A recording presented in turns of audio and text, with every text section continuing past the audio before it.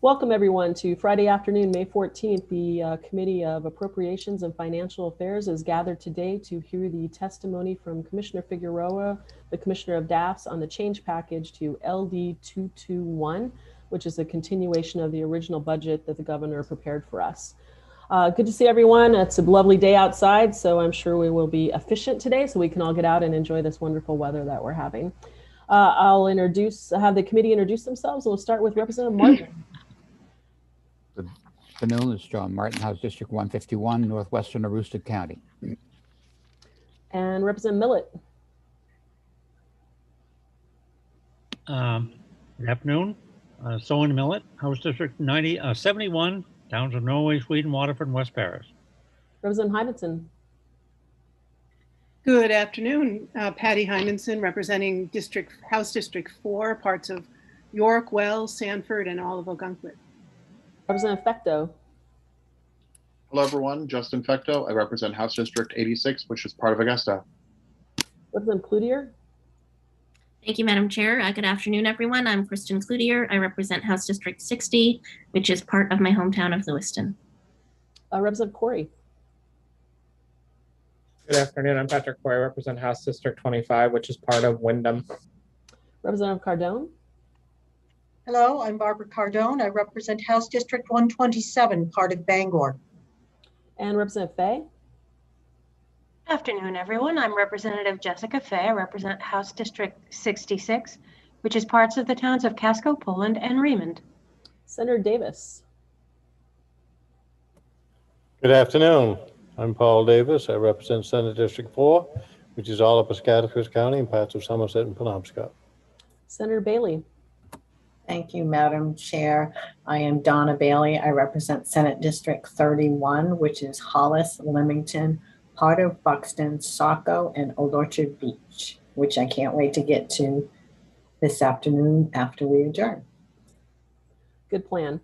And my good co-chair, Senator Breen. Good afternoon, everybody. I'm Kathy Breen, and I represent 6.5 communities in Cumberland County in the Maine Senate, and I serve as Senate Chair of Appropriations. And I'm Teresa Purse. I represent District 44, which is the majority of Falmouth, and I serve as the House Chair of Appropriations and Financial Affairs. As I said at the beginning, we are here today to receive the change package to LD 221. Commissioner Kirsten Figueroa has joined us and is on screen, and I'll really turn it over to you, Commissioner, to walk us through the change package. Pleasure to have you here on this nice afternoon. Thank you. It's nice to see you all. And I will start because it's going to be a ride. Okay. We're ready. We are in the saddle and ready to go. Well, you know that boat. Here we go. On the boat. Good. You've got a good crew here. Get on the boat. Not for a 3-hour tour. 2.5 maybe. Okay, there we go. Okay. Good afternoon, Senator Breen, Representative Purse, and members of the Joint Standing Committee on Appropriations and Financial Affairs. My name is Kirsten Figueroa, and I am the Commissioner of the Department of Administrative and Financial Services. I'm here today to present the Governor's change package for LD 221. An act making unified appropriations and allocations for expenditures of state government, general fund, and other funds, and changing certain provisions of the law necessary to the proper operations of state government for fiscal years ending June 30th, 2021, 2022, and 2023. Thank you for the opportunity to be here today. I want to pay tribute to Governor Mills for her leadership, and my fellow commissioners and department heads for all the work done to stay on an even keel amid the storm. We have constrained department spending while staying true to our ideals of ensuring the lives and livelihoods of all Mainers through our commitment to public health, education, and state infrastructure, including property tax relief and revenue sharing. We have not raised taxes. We have conformed to the federal tax code in support of Maine people. We have strategically lobbied for and transparently and effectively leveraged federal pandemic relief.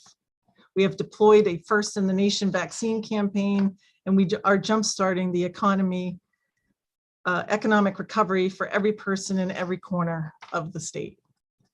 Keeping in mind the administration's strong priorities of education, public health, our local communities, climate, our economy, and making good on the promises of state government. We have, over the last 2 weeks or so, carefully crafted 3 proposals which together chart a path for robust and widespread economic recovery and growth.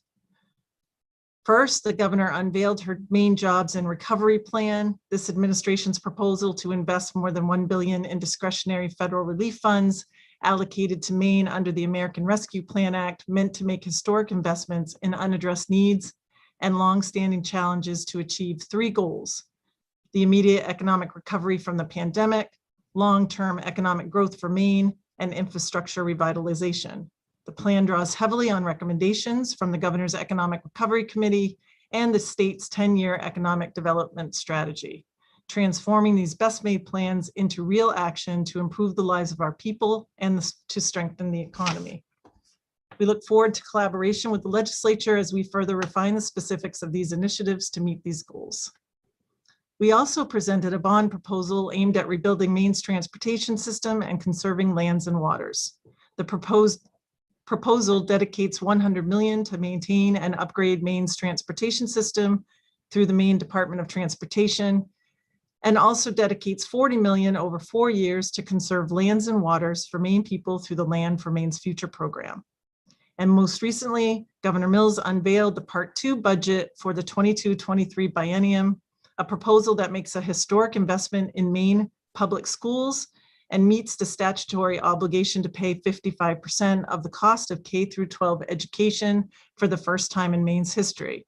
The proposal includes a host of additional bipartisan priorities, such as initiatives to improve the health of Maine people, relief for Maine people most adversely impacted by the pandemic or overburdened by rising property taxes, enhanced revenue sharing with municipalities, PFAS remediation, and infrastructure upgrades, and adds money to the Budget Stabilization Fund. The proposal, which is balanced and does not raise taxes, also leaves approximately $23 million in funding on the table. Today's proposal is presented as a change package that builds on the governor's original proposal for the 22-23 biennium LD 221. Taken in combination with the current services budget enacted earlier this year, Public Law 2021, Chapter 29, the governor's proposals for fiscal year 22-23 would result in an $8.77 billion general fund budget for the biennium, approximately $390 million lower than the Revenue Forecasting Committee projects for general fund revenue in 24 and 25. The remaining proposals in LD 221, not previously pulled into Public Law 2021, Chapter 29, plus this change package, combine to approximately $433 million in appropriations, $315 million in transfers, and $174 million in tax proposals. Before we begin reviewing initiatives, I'd like to do 2 quick things.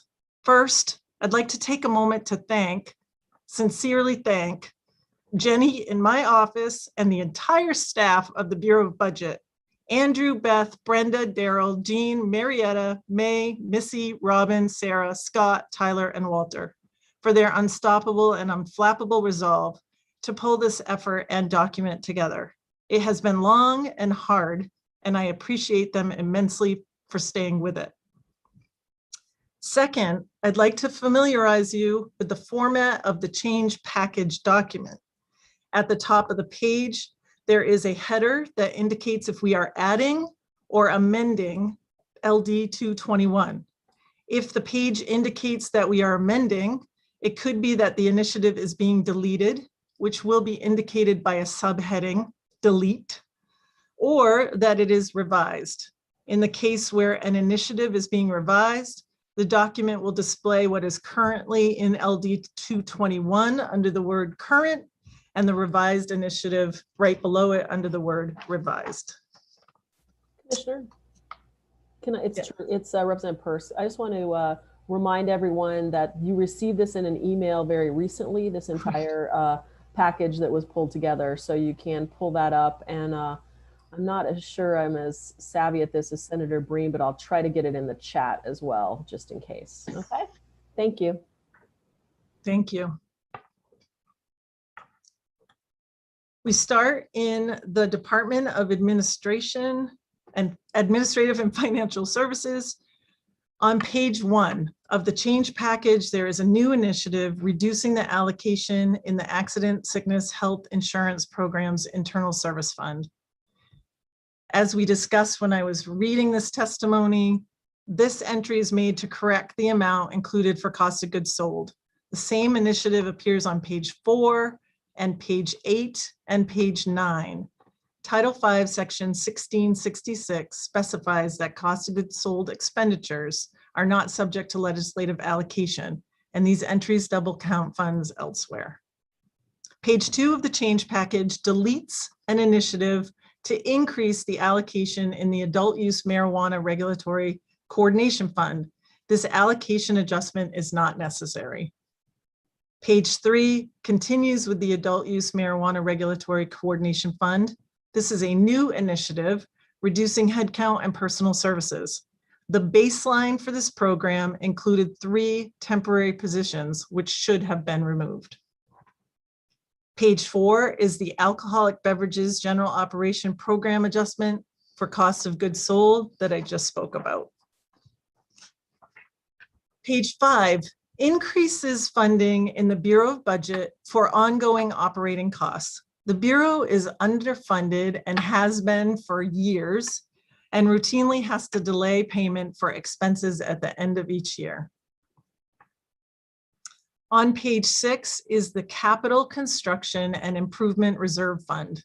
As we discussed during the public hearing and work session, we recently hired a consultant to evaluate the condition of our Greater Augusta area state-owned buildings. According to this report, we have more than $87 million of costs to backlog, catch up, repair, and renovation needs, and an additional estimated $55 million of keep up needs that will come due over the next several years. Part SSS transfers $87 million into the Bureau of General Services Capital Construction and Improvement Reserve to sustain several years' worth of efforts.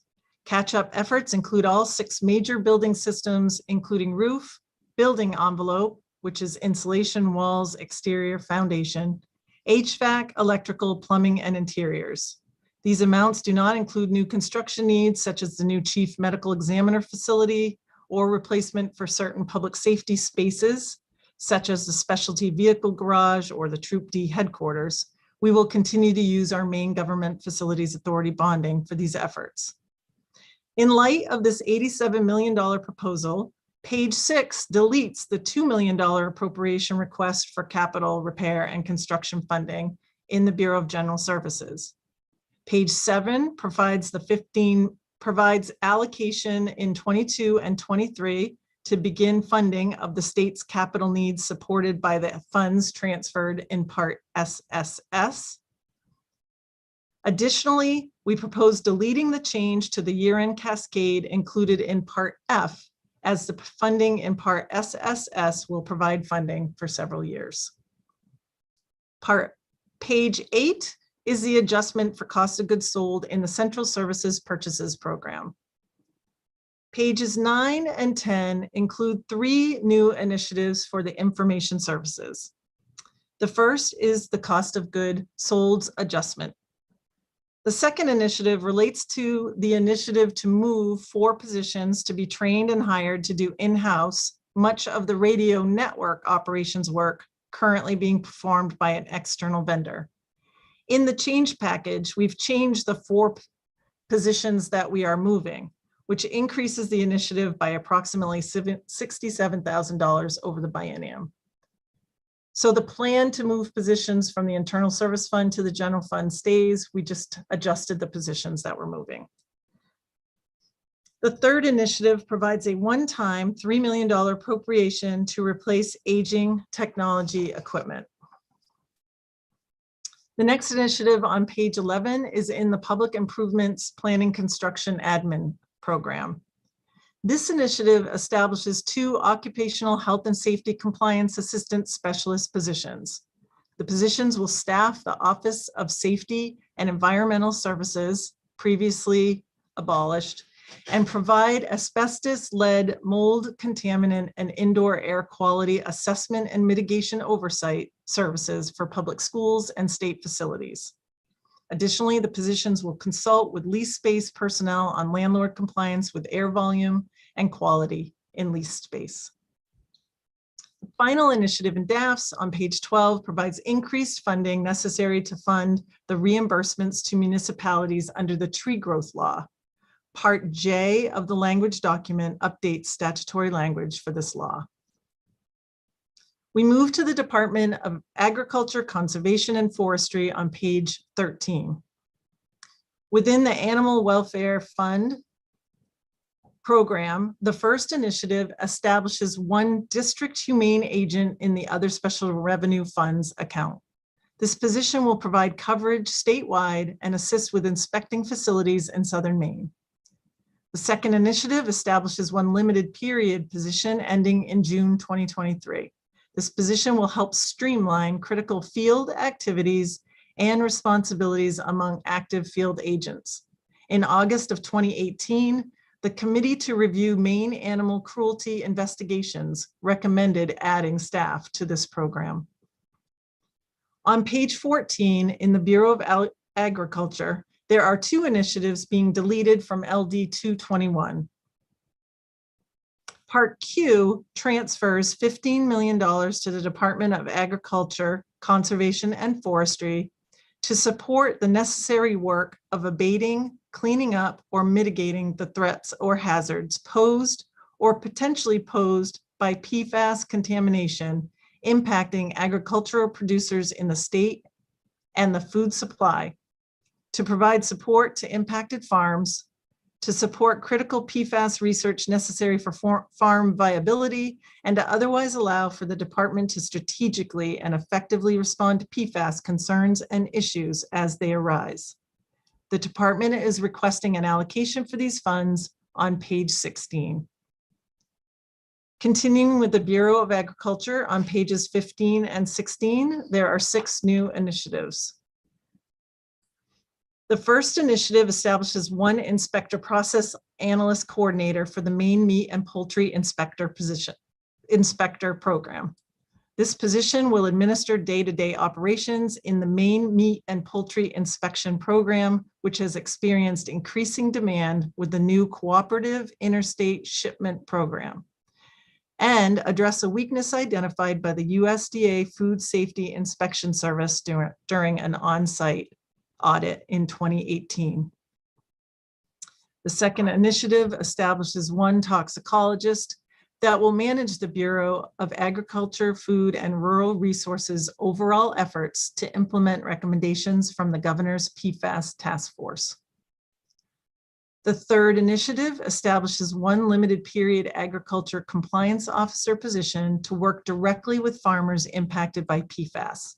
This position will provide on-farm support to farmers to understand and navigate their options if impacted by PFAS. This position will help coordinate, oversee, and collect on-site sampling and help craft management strategies to potentially reduce contamination and retain farm viability. The fourth initiative establishes 2 seasonal part-time entomology technician positions to work on the cooperative agriculture pest survey, mosquito surveillance, and apiary inspections and education. The fifth initiative increases funding to account for increased insurance rates through the Division of Risk Management.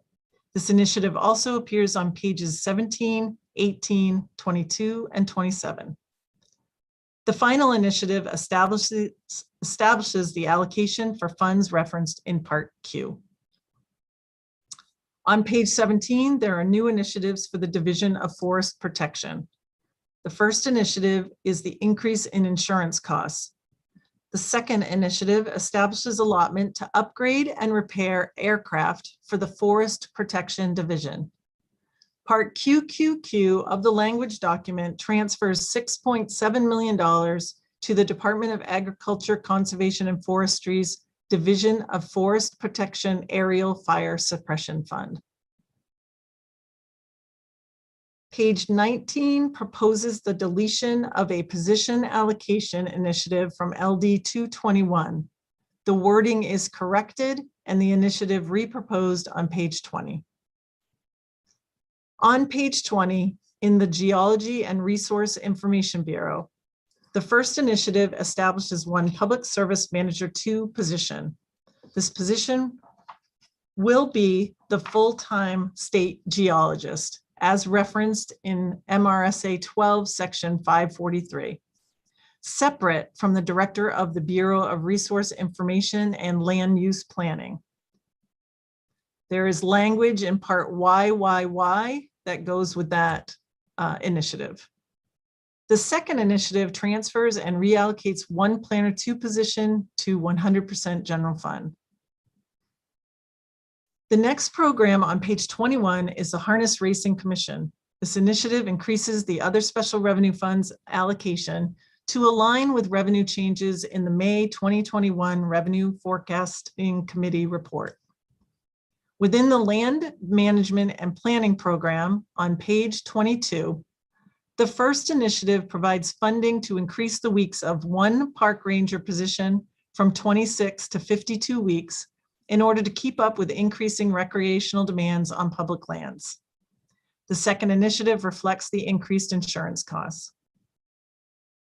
The Milk Commission Program Initiative on page 23 is an increase to allocation to align with revenue changes in the May 2021 Revenue Forecasting Committee report. On page 24, there are two initiatives in the Off-Road Recreational Vehicle Program. The first initiative provides allocation in the capital expenditures line category of the Other Special Revenue Funds account to construct new and renovate existing recreational boating facilities. The second initiative increases the hours of one Associate Office Assistant 2 position from 40 hours to 80 hours biweekly to keep up with the contracting process, licensing for landowner relations, and other administrative tasks. There are 6 new initiatives in the Office of the Commissioner, which the department is requesting be renamed to DACF Administration on pages 25 and 26. The first 3 and the 6th initiatives provide the all other funding to support positions discussed elsewhere. The 4th initiative continues one limited period Public Service Coordinator 1 position to work with the Bureau of Agriculture and the Maine Climate Council's Natural and Working Lands Group. The 5th initiative continues one limited period Volunteer Services Coordinator position to work on the Maine Prosperity Corps Vista project to support the development of Maine's roadmap for ending hunger by 2030. These 2 positions are funded by other special revenue funds. Final program in the change package for the Department of Agriculture, Conservation, and Forestry is the Parks General Operations Program on page 27. There are 5 initiatives in this program. The first 3 initiatives reorganize 6 seasonal park positions to 3 full-time park positions. The 4th initiative establishes one Planning and Research Associate 2 position to manage grants and monitor land and water conservation fund sites for compliance. The final initiative provides increased funding for the insurance rates. Page 28 includes 2 initiatives for the Department of the Attorney General in the Administration Attorney General program. The first initiative continues one limited period research assistant position for the Criminal Division.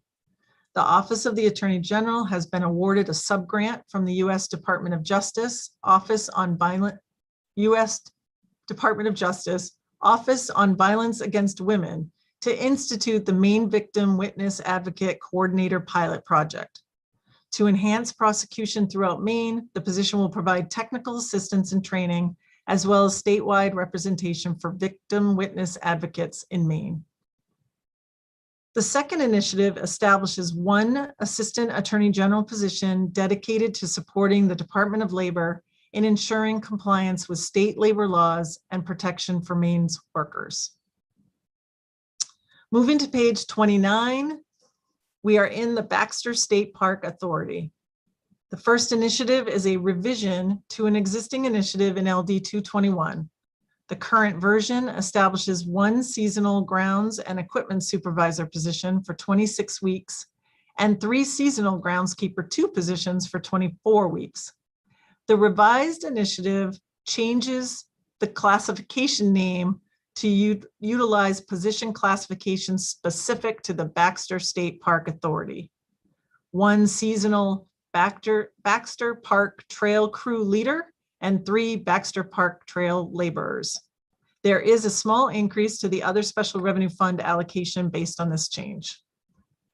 There are also 7 new initiatives in the Baxter State Park Authority, which may be found on pages 30 and 31.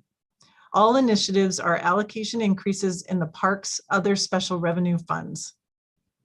The first initiative provides funding for the approved reclassification of one secretary position to an office specialist 1 position.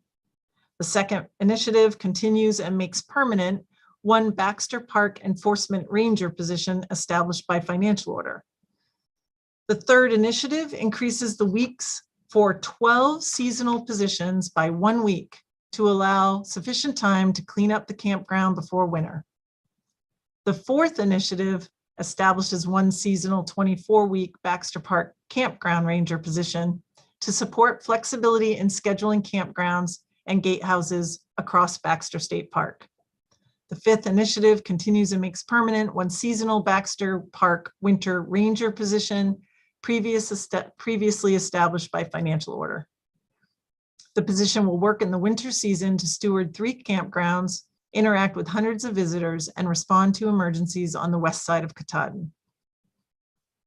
The sixth initiative establishes one planning and research associate position to support and coordinate the park's natural resources monitoring program.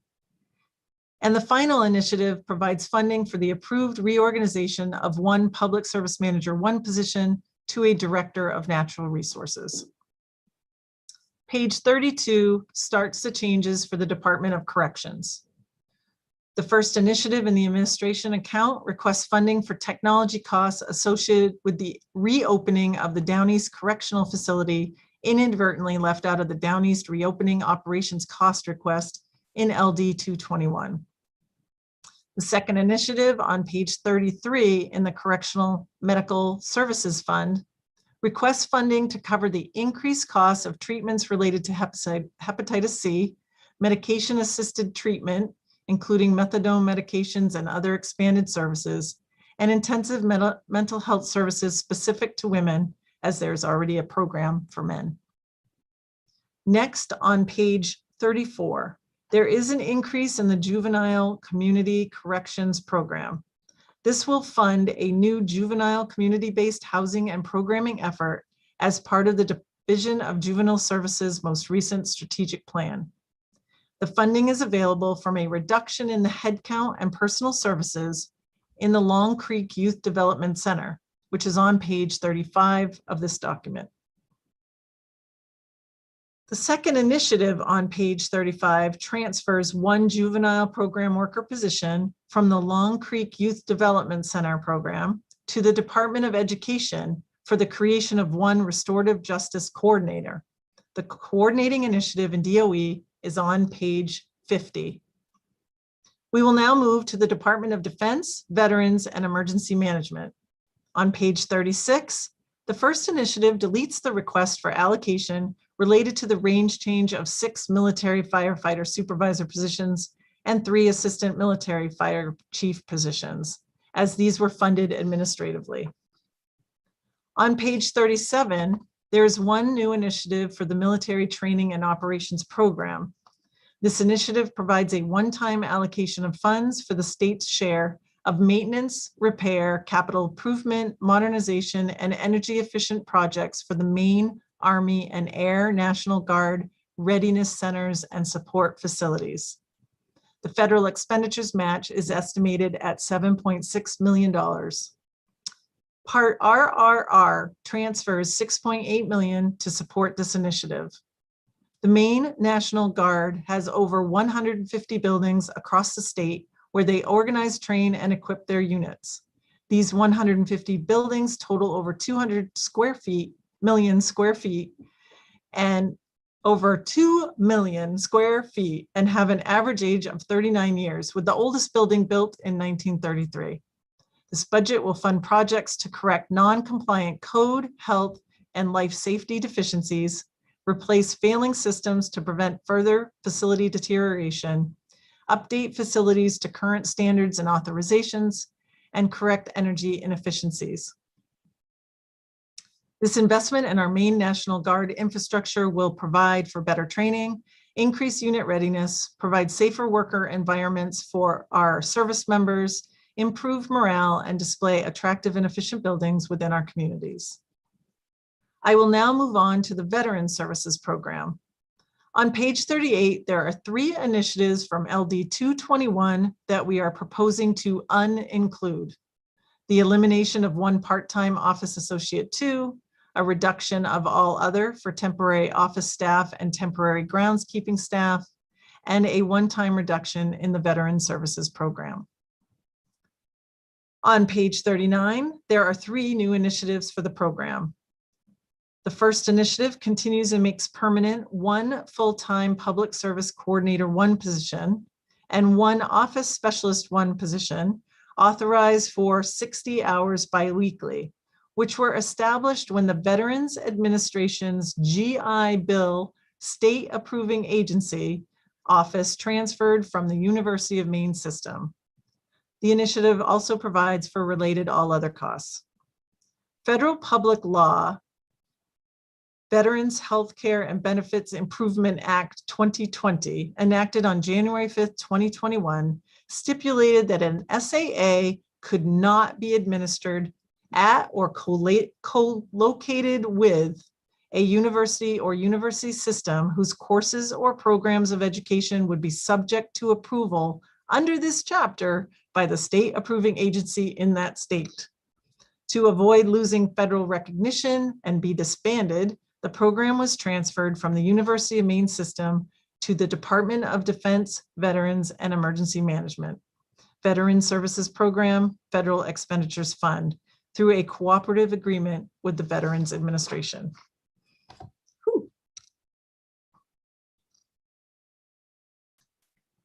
The second initiative provides $100,000 in each year for the Veterans Cemetery mowing contracts, gravestone placement services, and facility and infrastructure sustainment.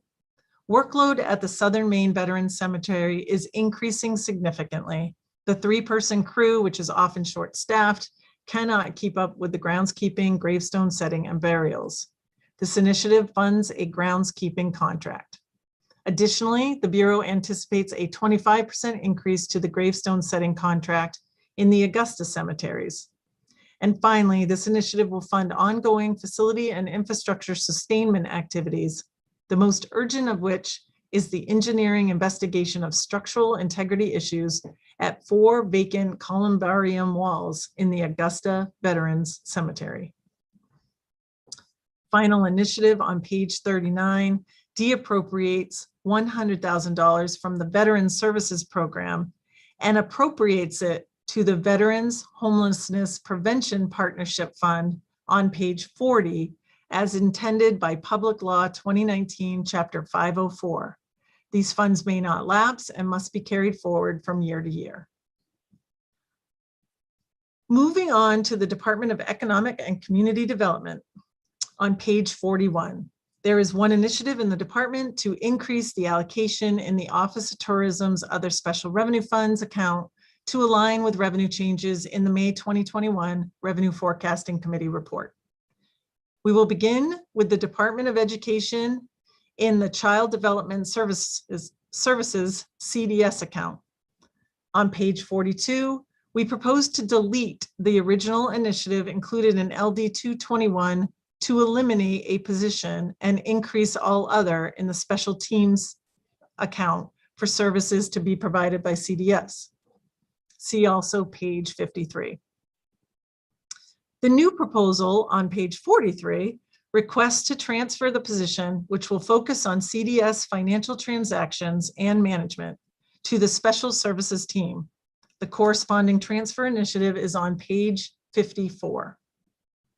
Next, we move to the General Purpose Aid for Local Schools program on page 44.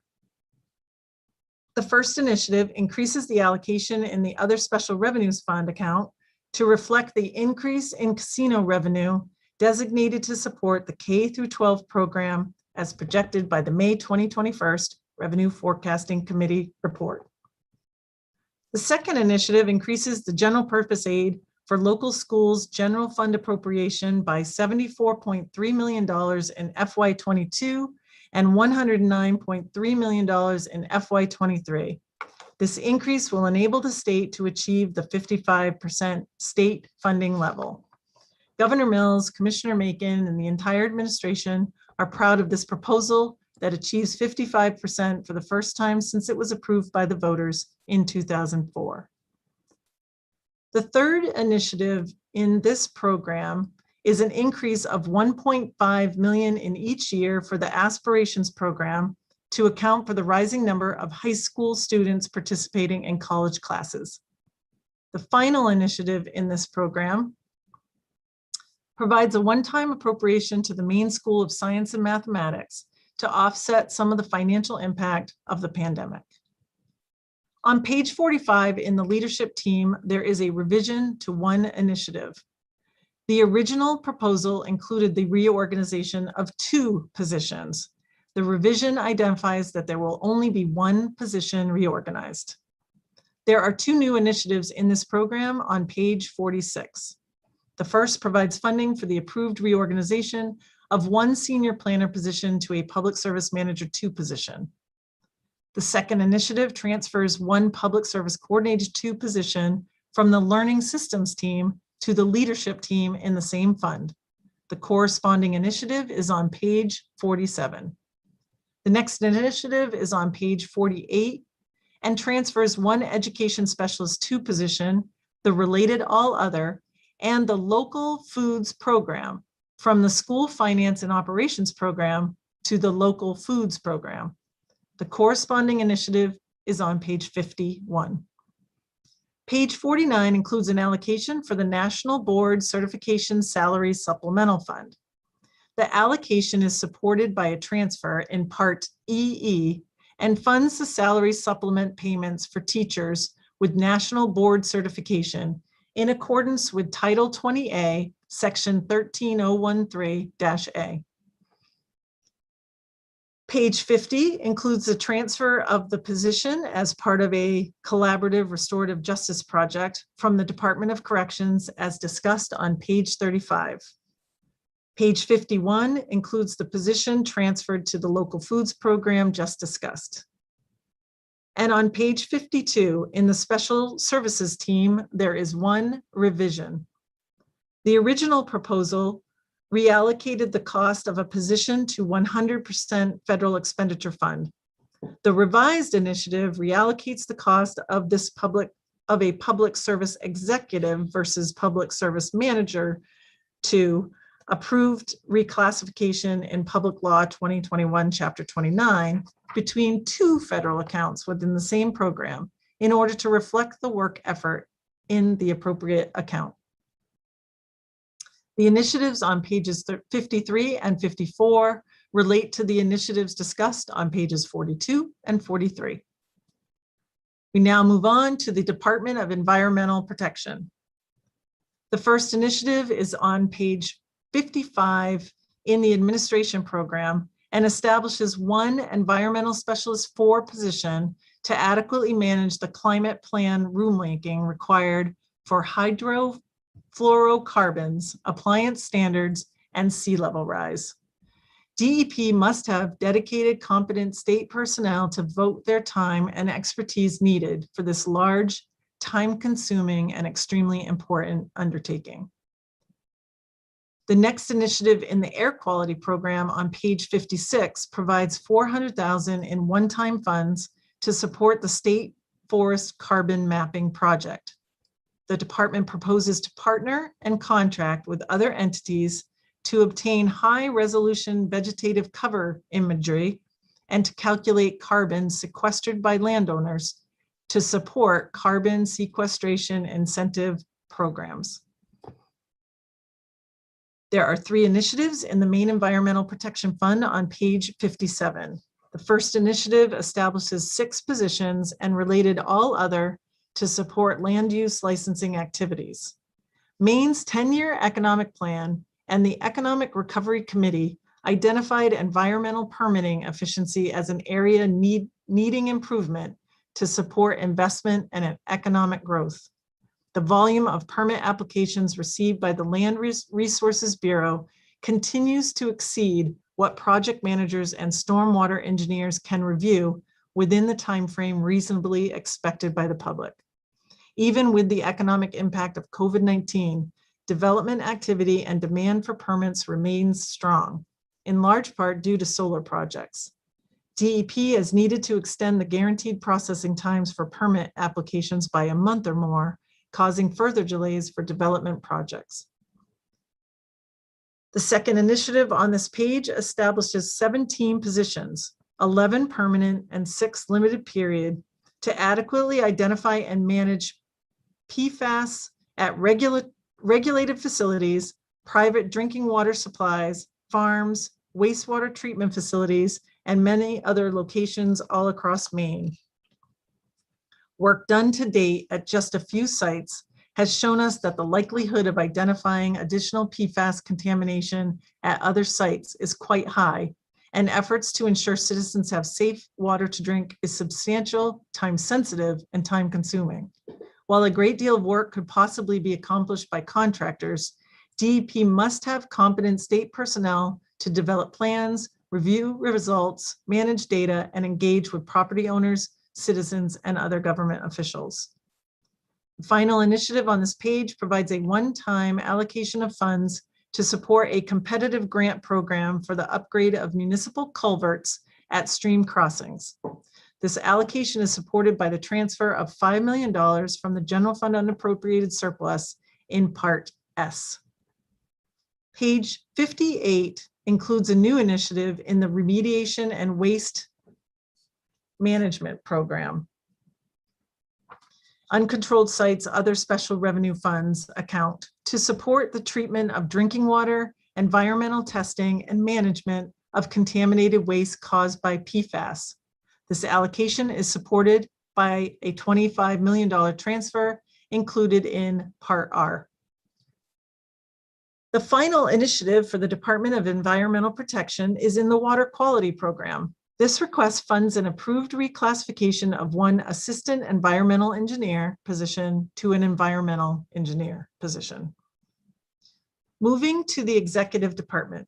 The first initiative on page 60 is in the Administration Executive Governor's Office account and establishes 2 governor's special assistant positions to support the policy work of the governor, departments, and agencies, liaise with the legislature, and assist with constituent casework. On page 61, there are 3 new initiatives in the governor's energy office. The first initiative establishes 2 public service coordinator 2 positions to provide legal counsel and to advise on key initiatives and negotiations. Additionally, the positions will advise in grid modernization proceedings at the Public Utilities Commission. The second initiative establishes 2 public service coordinator 2 positions tasked with building economic opportunities for Maine communities and businesses in energy with a particular focus on offshore wind, and provides funding for a research consortium, which will also serve as a potential match to attract additional funding from the federal government and other research opportunities. Third initiative establishes 1 limited period position, which is supported by a transfer from the Public Utilities Commission. The Office of Policy Innovation and the Future is on page 62 of the change package. There are 3 new initiatives in this program.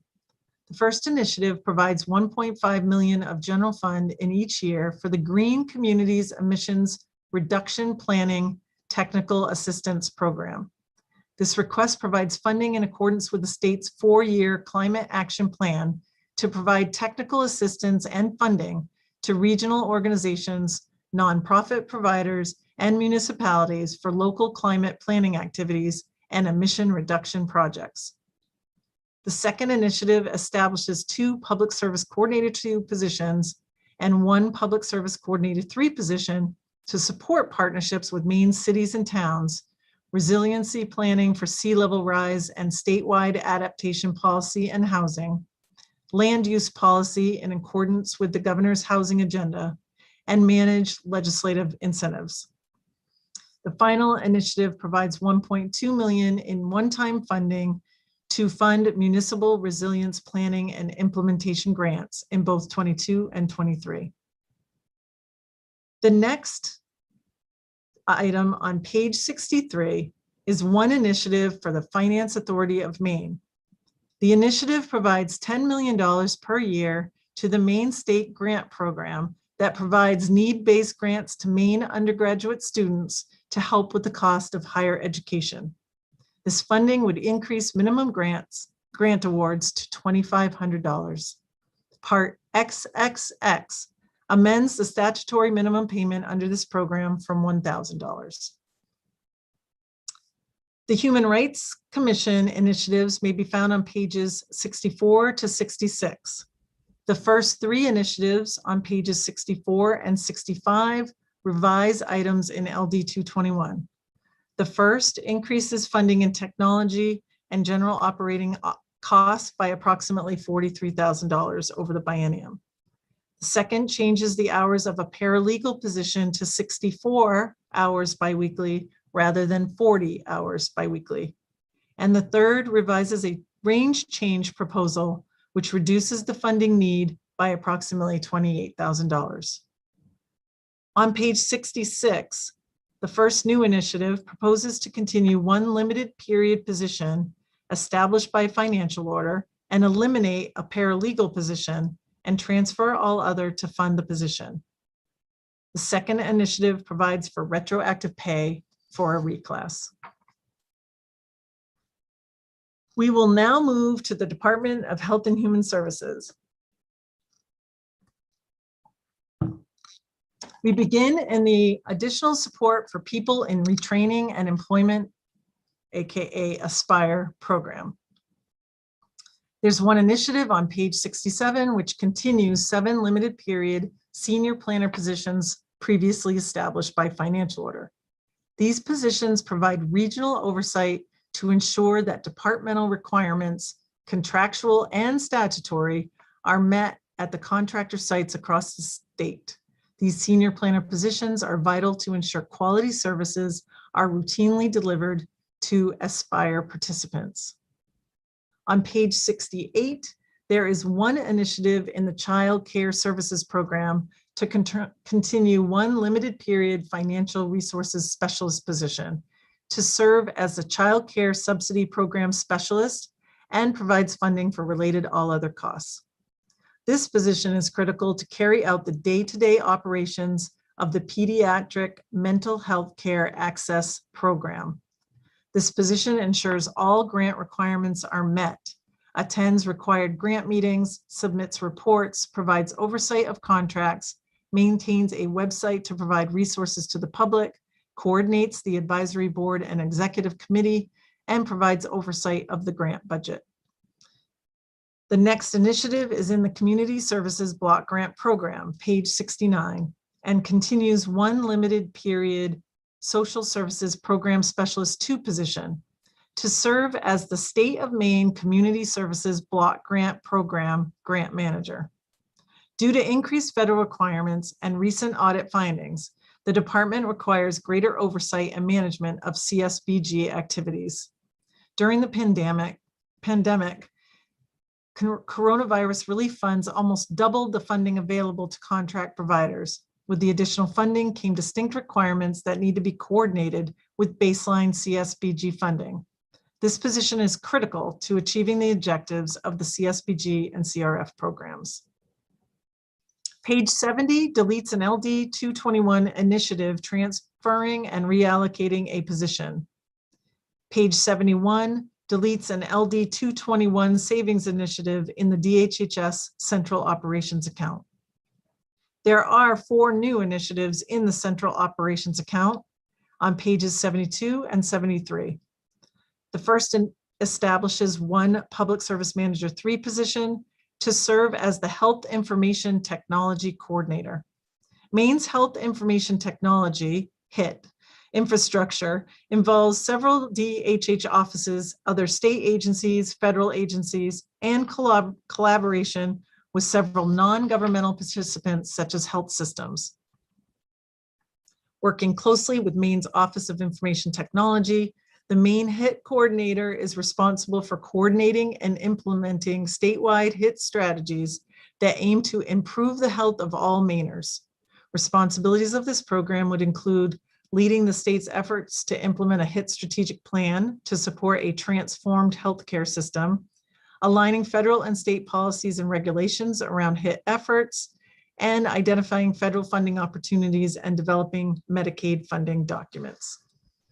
Second initiative establishes one Public Service Manager 3 position to serve as the Director of Program Implementation.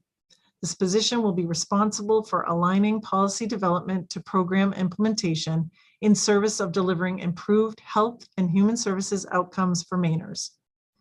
This role will coordinate and lead projects across the department and, where applicable, the state.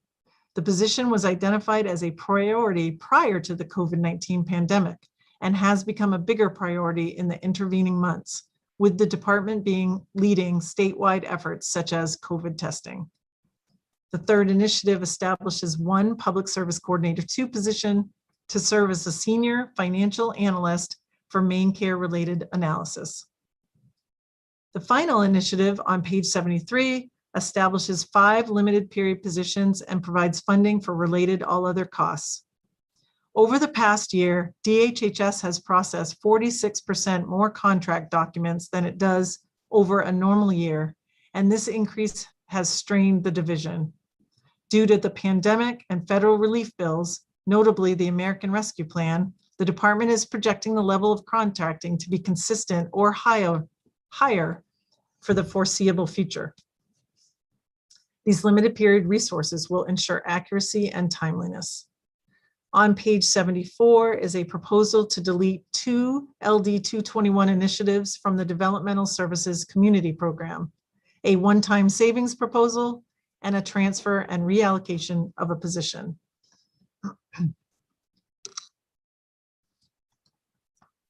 As you will recall, the department has proposed consolidating the number of Maine Care programs from 13 to 4. This change will require a considerable amount of programming and administrative work to implement. The following revision in the Developmental Services Waiver Maine Care program on page 75 removes the consolidation from FY22 and revises the FY23 number based on other initiatives included in the budget. This will allow adequate time for the department to make the necessary programming changes. This revision affects numerous programs and appears again on pages 77, 84, 88, 89, 91, 93, 98, 99, 114, 115, 117, 124, 128, 131, and 136.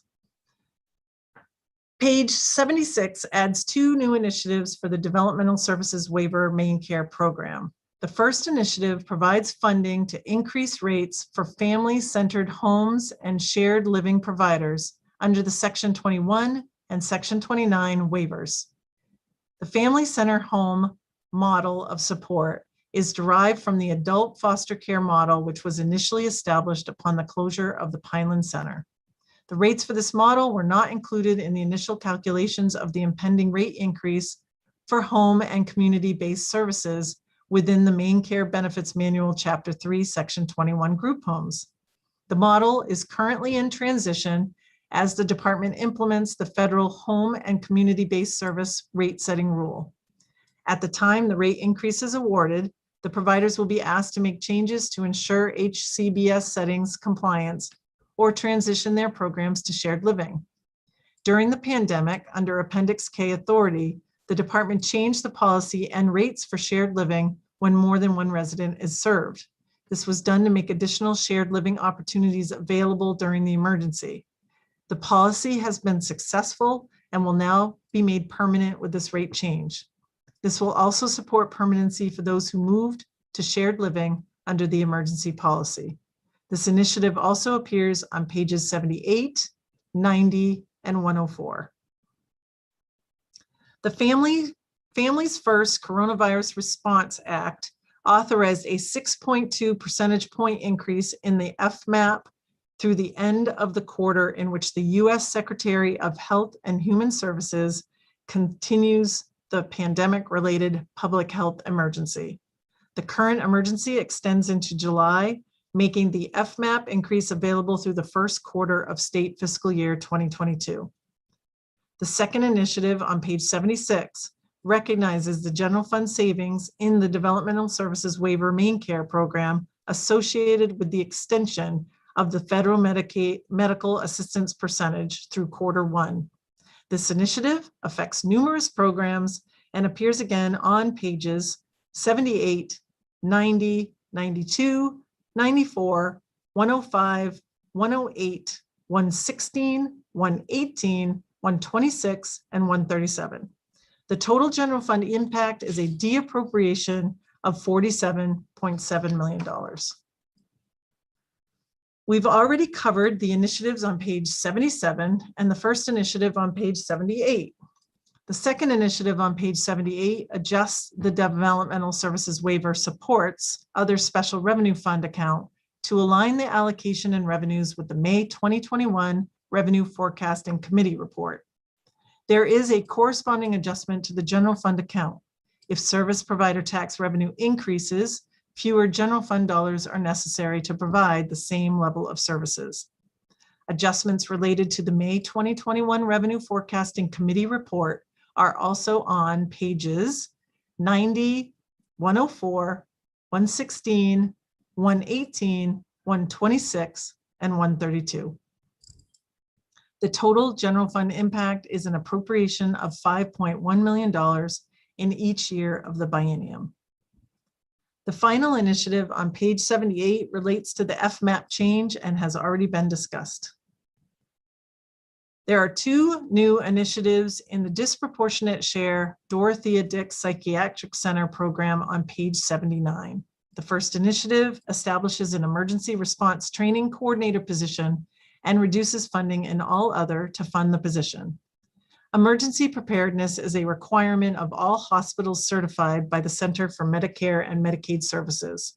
The requirements are comprehensive and include development and implementation of an emergency preparedness plan, including training, education of staff, regular drills, and in the case of an emergency, support of hospital administration in implementing the Hospital Incident Command System.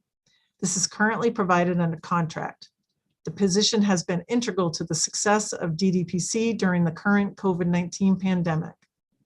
The other special revenue funds allocation associated with this program appears on page 81. The second initiative on this page establishes one Management Analyst 2 position serving as the revenue cycle manager. This position will coordinate the accounts receivable function of the hospitals as it relates to patient billing. This position will coordinate with the reimbursement unit in the department and with internal hospital teams. Over the biennium, hospital census is expected to increase and coordinating the revenue cycle will be critical. Psychiatric hospitals are also seeking additional revenue through private insurance, and this position will establish and maintain those relationships. This initiative also appears on pages 80, 81, and 133. We can now move forward to page 82. There is one new initiative in the Food Supplemental Administration Program. This initiative continues one limited period position to serve as the Supplemental Nutrition Assistance Program Education Program Specialist and provides funding for related all other costs. This position provides oversight and management of Maine's Supplemental Nutrition Assistance Program education and food supplement employment and training programs and ensures successful operation of critical employment and training programs that assist SNAP participants in obtaining and retaining employment necessary to ensure family economic stability. There is one initiative in the 4E Foster Care Adoption Assistance Program on page 83.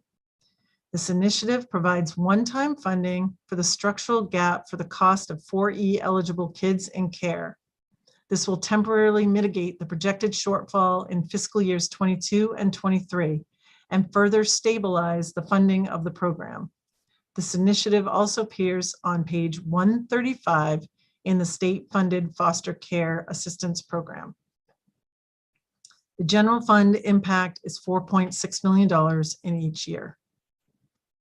Moving on to page 85, there are 3 new initiatives in the Maine Center for Disease Control and Prevention program. To rebuild and invest in public health in Maine, the Maine Center for Disease Control has created a reinvestment plan, which includes increasing the staffing level to perform required work and building adequate infrastructure to perform essential functions.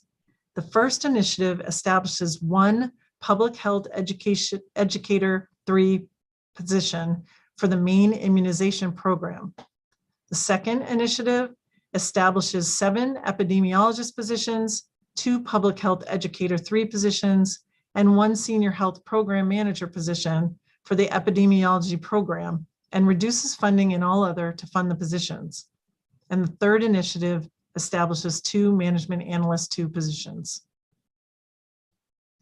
On page 86, there's one initiative in the Maine Health Insurance Marketplace Trust Fund account to align allocations with available resources per Public Law 2019, Chapter 653, an act to enact the Made for Maine Health Coverage Act and improve health choices in Maine. There are 2 new initiatives in the Maternal and Child Health Program on page 87. The first initiative continues 1 limited period comprehensive health planner 1 position funded by the Maternal, Infant, and Early Childhood Home Visiting Grant within the Maine Center for Disease Control and Prevention, and the Maternal Opioid Misuse Model, Maine MOM, grant within the Office of Maine Care Services. The Maine CDC duties will be to promote the mission of the Public Health Nursing Program and represent the Cradle Me program by providing education to health professionals, social workers, and community agencies. The Maine Care duties will involve staffing the Maine MOM aspects of the Cradle Me call and referral center for pregnant women with opioid misuse disorder. This initiative is also on page 121. The second initiative continues 1 comprehensive health planner 2 position to serve as the pediatric mental health access program and grant coordinator, critical to performing the day-to-day operations of the pediatric mental health care access program. Position ensures all grant requirements are met, attends required grant meetings, submits required reports, provides oversight of contracts, maintains a website to provide resources to the public, coordinates the advisory board and the executive committee, and provides oversight of the grant budget. We can turn to page 90. There are 5 initiatives in the Medicaid Services Development Services Program. We've already covered the last 3. The first initiative provides funding to ensure Maine Care Services receive an annual cost of living adjustment. This will provide a COLA for services that are not benchmarked to Medicare, cost settled, and/or do not already receive annual adjustments.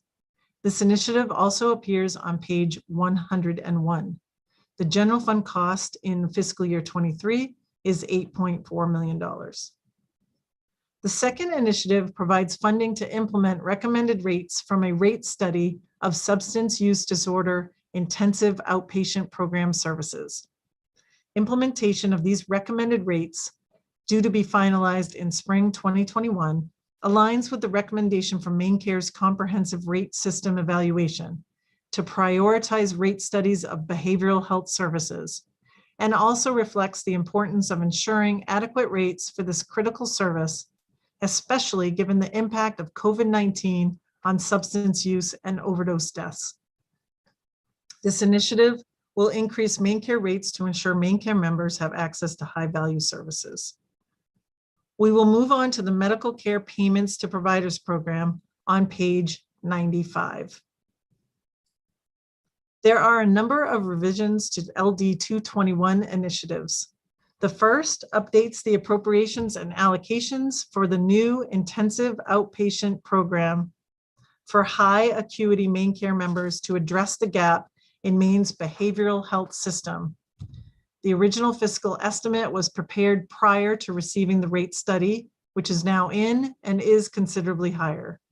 The start date for the rate change will move from July 1 to January 1, 2022. This initiative also appears on page 114.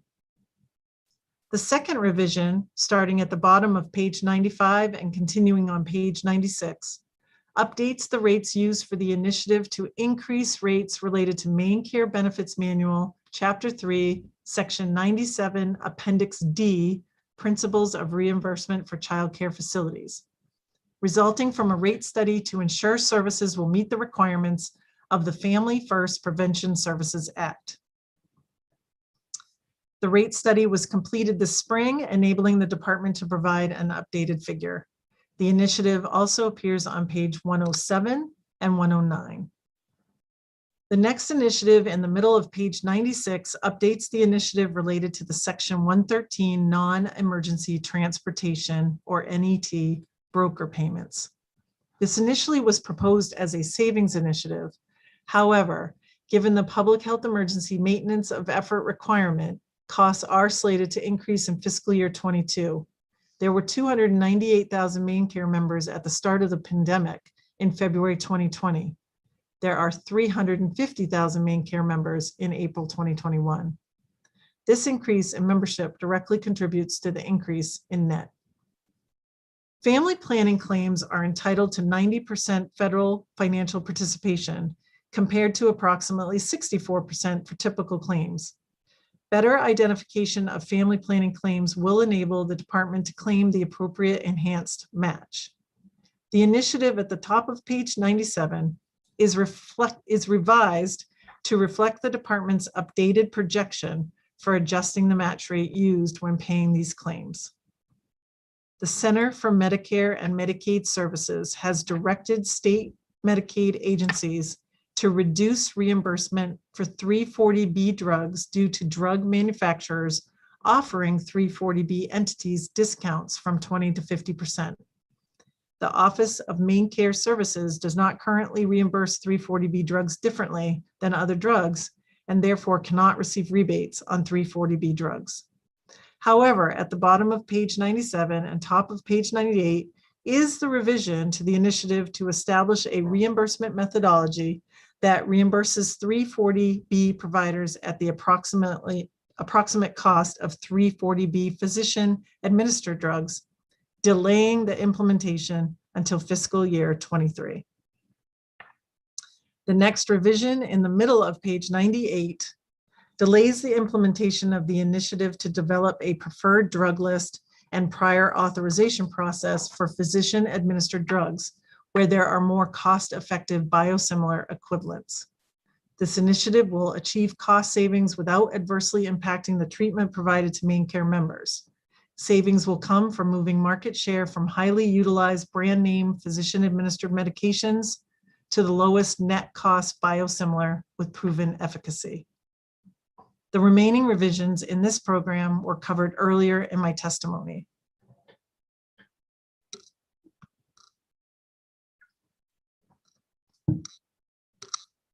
Page 100 deletes two hospital-related LD 221 initiatives. The first for Institute for Mental Disease outpatient reimbursement. The second for psychiatric unit rates per discharge. The department plans to focus additional attention on hospital rate adjustments in the coming year. We will now move to new initiatives in the Maine Care Payments to Providers program on page 101. The first initiative provides funding to implement the recommendation of the Comprehensive Rate Study Evaluation for dental rates. This initiative will benchmark Maine Care rates for dental services to a percentage of median commercial rates by Maine payers. This investment will help ensure main care member access to these critical services. Dental rates were amongst the lowest main care rates in comparison to rates by other comparable state Medicaid programs and Maine's commercial dental rates. The second initiative provides funding to implement a new payment model for the Maine Maternal Opioid Misuse Program as required per the federal grant. This initiative implements a new main care service model for pregnant and postpartum members with opioid use disorder and their infants to improve care, improve outcomes, and reduce costs. The implementation of this model is required as part of the 5-year Maine Mom Federal Award. The third initiative, Main Care COLA, has been covered. The fourth initiative provides funding for the creation of a value-based hospital supplemental payment subpool.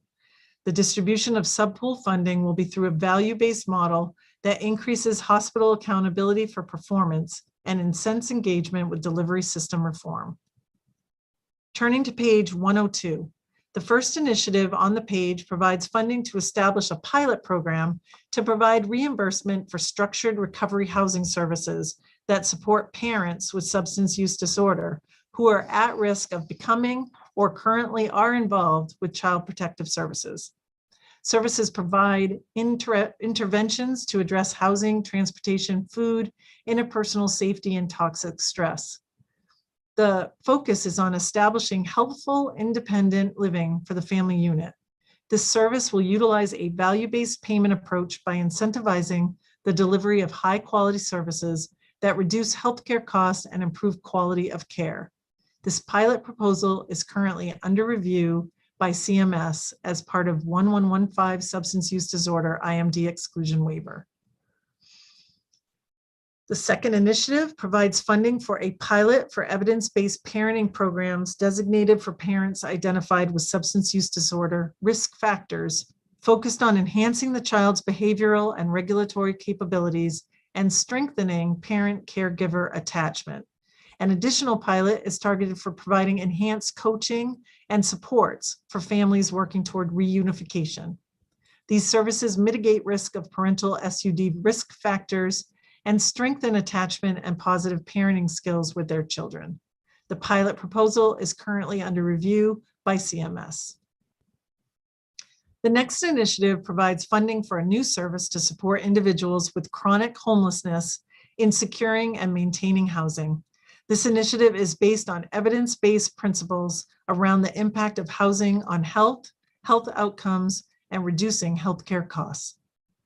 Final initiative on this page provides funding to establish the National Diabetes Prevention Program for Main Care members, an evidence-based lifestyle change program to prevent or delay type 2 diabetes. The first initiative on page 103 provides funding to establish a pilot program under 1115 SUD IMD exclusion waiver to provide reimbursement for skills development services that support parents with substance use disorder. This establishes a home and community-based services pilot designed for members with SUD to support self-care, daily living skills, personal adjustment, socialization, relationship development, use of community resources, and adaptive skills necessary to reside in community settings. This is part of the pilot proposal currently under review by CMS.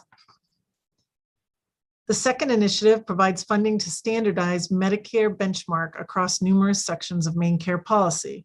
This initiative is based on recommendation from Main Care's comprehensive rate system evaluation for implementing a comprehensive, streamlined, and coherent system to set rates for Main Care services and programs.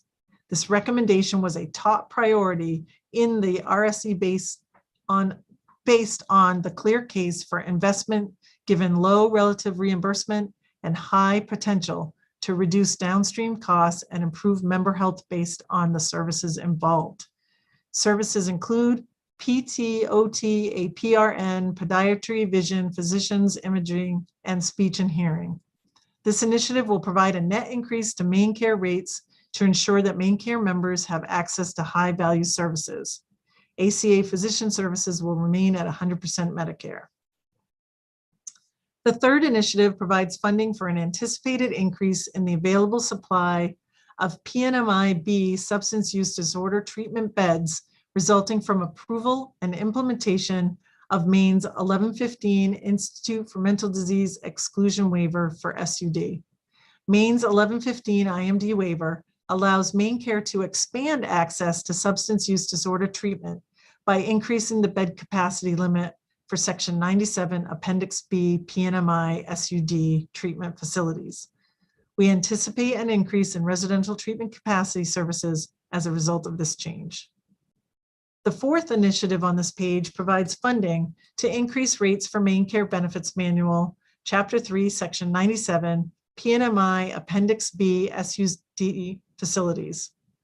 Implementation of these recommended rates aligns with the objectives of MaineCare's Support for Me program to assess and address gaps in capacity of the substance use disorder treatment system.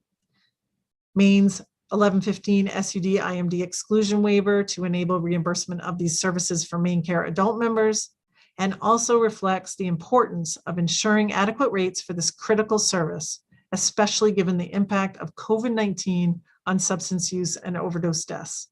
This initiative will establish MaineCare rates that are sufficient to ensure that MaineCare members have access to high-value services. On page 104, the first initiative provides funding for the proposed 1115 IMD substance use disorder exclusion waiver pilot to continue MaineCare coverage for parents during the process of substance use disorder rehabilitation and reunification with their children. Continuing coverage for parents who lose their MaineCare coverage after losing custody of their children is critical to ensure the parents are receiving necessary treatments required to allow the children to be reunited with their parents. This pilot proposal is currently under review by CMS. The second initiative on this page provides funding to implement recommended rates from the rate study of substance use disorder intensive outpatient program services. Implementation of these recommended rates aligns with the recommendation from MaineCare's comprehensive rate evaluation to prioritize rate studies of behavioral health services, and also reflects the importance of adequate rates for this critical service. This initiative will increase MaineCare rates to ensure MaineCare members have access to high-value services.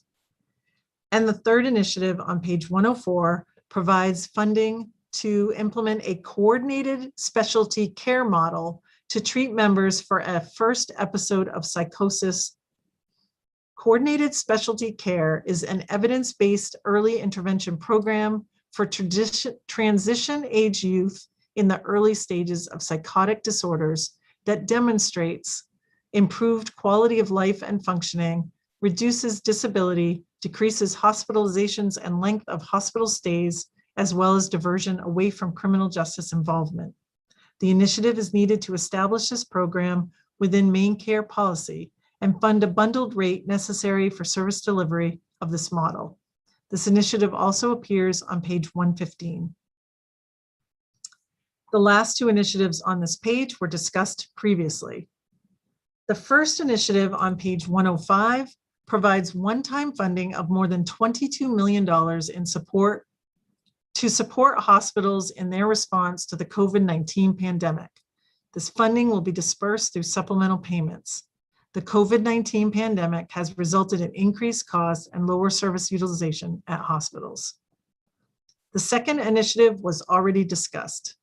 The third initiative provides funding for full dental benefits to MaineCare adults over 21 years of age.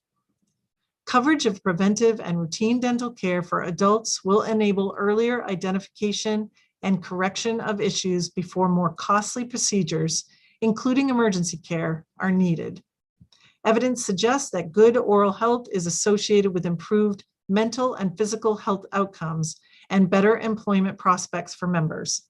The fiscal impact also assumes passage of the budget initiative calling for investment in dental reimbursement rates to benchmark to Maine commercial rates.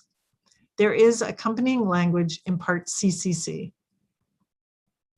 Final initiative on page 105 provides one-time funding of more than $10 million to support MaineCare Benefit Manual, Chapter 3, Section 97, Appendix C, PNMICs for increased cost and lost revenue during the COVID-19 pandemic. The funding is intended to primarily address frontline worker shortages and staffing costs. The COVID-19 pandemic has resulted in increased cost and lower occupancy rates at nursing facilities. The last initiative in the medical care payments to providers program is on page 106. This initiative provides funding in FY23 for full benefits to children under age 21 who would be otherwise eligible for federal benefits, but for their immigration status, and establishes the Children's Health Insurance Program onboard child option to cover care during pregnancy and a limited postpartum period for pregnant people who would otherwise be eligible for federal benefits, but for their immigration status. The initiative also provides one-time funding in fiscal year 22 for required technology changes. This proposal supports prevention and would decrease emergency room and inpatient costs. This initiative also appears on pages 119 and 123. We can move ahead to the Mental Health Services Children Program. On page 110, one LD 221 savings initiative is deleted. There are two new initiatives on page 111.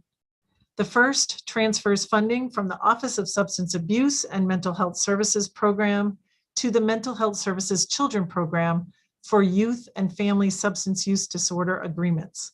This will align the youth and family substance use disorder agreements in the appropriate functional location. This initiative also appears on page 127. The second initiative continues one limited period developmental disabilities resource coordinator position and provides funding for related all other. This position is responsible for researching and evaluating program and service needs while working with regional providers, contracted agencies, and the Department of Education to ensure the availability of quality behavioral health treatment and services for eligible children from birth to age 21. This position is responsible for locating and vetting new providers on behalf of MaineCare and matching children in need with services in their area. It provides professional work in the development, coordination, maintenance, and oversight of a comprehensive array of behavioral health programs and services for children with autism, intellectual and developmental disabilities, mental health disorders, chronic medical conditions, and residential program needs in Central Maine. During the pandemic, families with children experiencing a need for mental and behavioral health services experienced more challenges locating services that met their needs. Page 112 updates the initiative providing funding to expand advocacy services for mental health clients receiving community-based mental health services, including assertive community treatment, community integration, crisis services, medication management, and residential treatment. These services will be available statewide and provide advisement and representation for clients receiving community-based mental health services to ensure the protection of their human, civil, legal, and financial rights. This initiative supports the department's obligations under the Bates versus Amhi consent decree to enforce provisions that clients with serious mental illness not be refused service nor terminated from services without departmental permission, as well as assist the department in monitoring compliance with the newly enacted Office of MaineCare Services Rule, protections for adults with serious and persistent mental illness. Funding from this initiative also provides mental health client advocacy and educational services regarding client rights to the department and community-based staff, and advisement and consultation with department and community-based staff regarding client rights and care issues. Moving to page 113. There are two new initiatives in the Mental Health Services Community Program. The first initiative establishes two Nurse 3 positions. The Office of Behavioral Health is tasked by the department with reviewing critical incidents involving recipients of behavioral health services. Service providers are required by licensing rule to report incidents to OBH for review. Critical incidents are adverse or potentially adverse occurrences that imperil life or limb or well-being, that seriously breach organizational policy, or that breach client rights. By state statute, hospitals must report to OBH any involuntary psychiatric holds exceeding 24 hours in emergency departments in order for the department to track these extended holds, as well as assist hospitals in facilitating a placement for the individual. This initiative establishes 2 nursing positions to manage critical incident reviews and involuntary psychiatric holds in a thorough and timely fashion. These positions are essential in assuring that regulatory and statutory obligations are met, that individuals are connected with the appropriate level and setting of care, and that behavioral health services are delivered in a safe, high-quality manner, respectful of client rights. These positions previously existed, but were eliminated under the prior administration. Subsequently, the work was distributed among other staff at OBH, which has not afforded these vital processes sufficient resources. This initiative also appears on page 127. The second initiative establishes 3 comprehensive health planner positions to support activities and responsibilities associated with the administration, coordination, and performance of contracts, grants, requests for proposals, and consent decree compliance.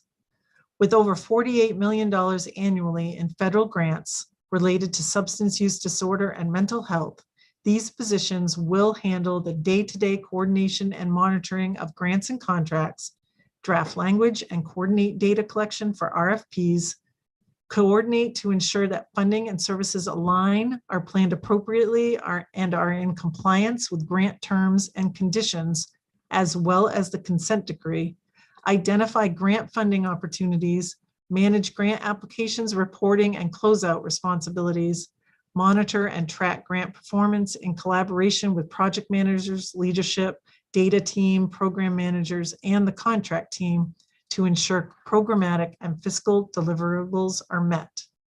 These positions are critical for the Office of Behavioral Health to effectively, efficiently, and accurately manage federal grants and state funding for a wide array of vital professional and direct client services.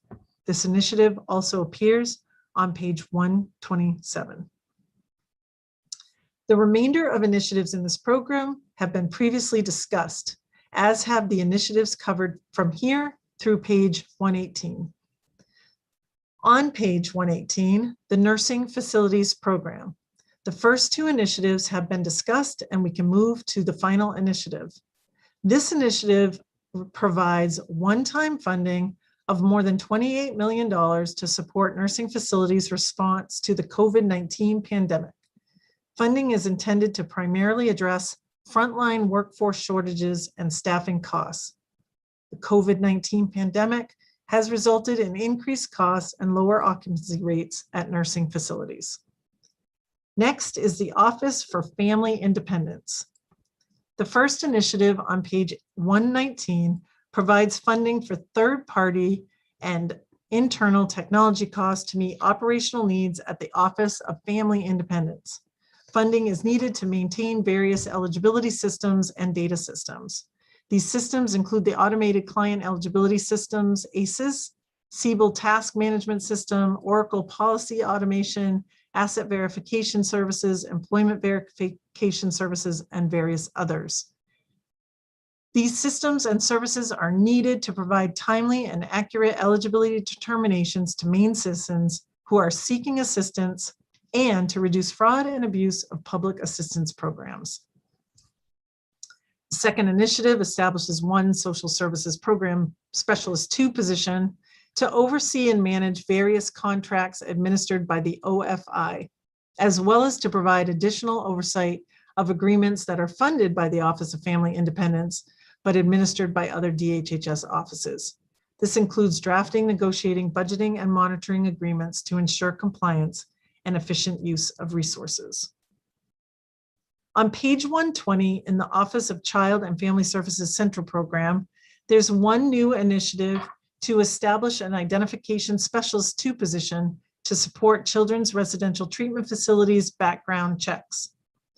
The Federal Family First Prevention Services Act requires children's residential treatment facilities to fingerprint staff, Without this position, OCFS will not be able to comply with federal and state laws and will be unable to claim federal funds related to children's residential treatment, which is approximately $70,000 per month.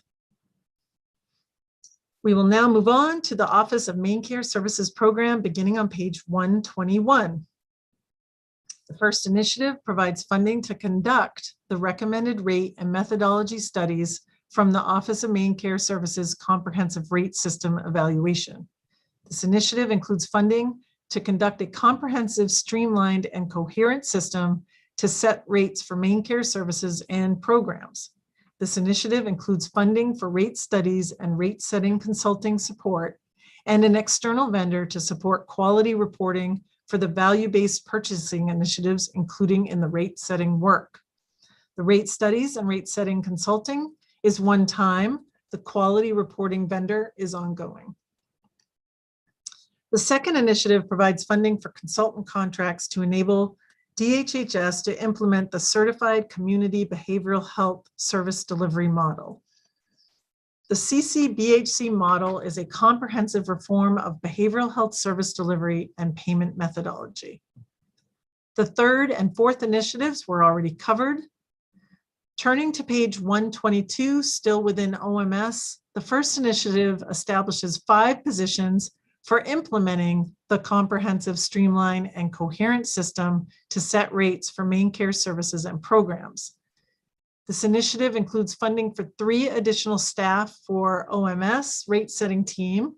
1 is limited period, a policy writer to support state rulemaking and federal approvals related to rate changes, and 1 additional staff to support the value-based purchasing initiative implementation. The second initiative establishes 4 limited period positions, establishing these limit through June 17th, 2023. Establishing these limited period positions will enable the department to implement the Certified Community Behavioral Health Clinic Service Delivery Model. The model is a comprehensive reform of behavioral health service delivery and payment methodology. The third initiative establishes 1 limited period position within the Office of Main Care Services to serve as the Support for Me program manager.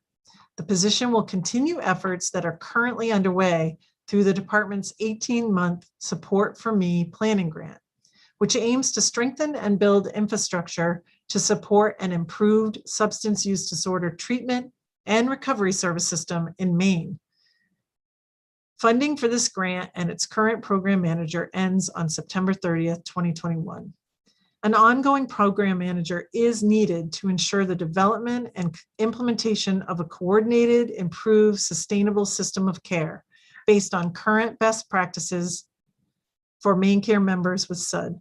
Without these resources, DHHS and OMS risk creating unintentional barriers, gaps, and misalignment of limited resources that could impede main care members' SUD treatment and recovery efforts. This is especially critical given the impact of COVID-19 on substance use. We can now turn to page 129 for the only initiative in the PNMI Room and Board program. This initiative provides one-time funding of $706,000 to support Main Care Benefits Manual, Chapter 3, Section 97, Appendix C, PNMIC for increased costs and lost revenue during the COVID-19 pandemic. There is 1 initiative in the Purchased Social Service Program on page 130. This initiative continues 1 limited period position and provides funding for related all other costs. This position works collaboratively with the Violence Prevention Manager performing planning, evaluation, budgeting, and reporting functions, and providing functional supervision of VOCA programs. This position is responsible for the assessment of financial and programmatic performance of VOCA-funded contracts, participates in federal and state audit activities, and reviews and authorizes expenditures for statewide services provided to victims of crime. The next initiative to review is the second initiative on page 135. This initiative continues 1 limited period Public Service Manager 2 position to serve as the comprehensive child welfare information system business lead in the state-funded foster care adoption assistance program. Public Law 2017, Chapter 471, directed the department to implement the comprehensive child welfare information system. The primary purpose of the position is to oversee the development of CWIS and provides program and field expertise to the vendor's software development team. That concludes the testimony on HHS initiatives. Commissioner? Yes. That was a big section. Did a great job. I wonder if you need a few minutes and you'd like to take a break, or how would you like? I want to give you the courtesy of maybe needing a moment after all of that. That would be, just 2 minutes would be fabulous. We'll be back at 2:30, 2:45. We'll give you 6 minutes, okay? And Madam Chair? Yes. If I could just interrupt just to let the public know that the Bureau of Budget did post the change package on their website. So anybody who is looking for it can now find it. Or actually it was a little while ago, but the commissioner didn't need a break until now. So I couldn't say that. He just kept going. Yeah, Yep. we're sailing. All right, winded her sails. So we'll see you at 2:45. We'll take just a really short break. Thanks so much, everyone.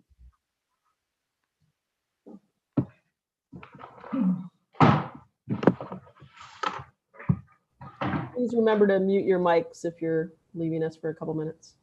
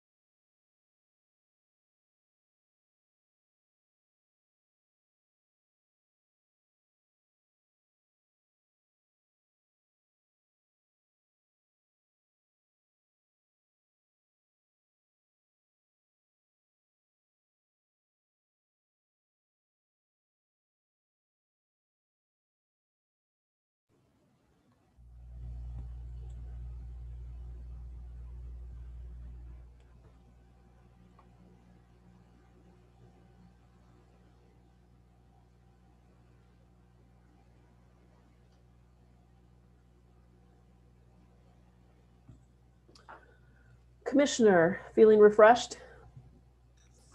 Like a new day. Like a new day.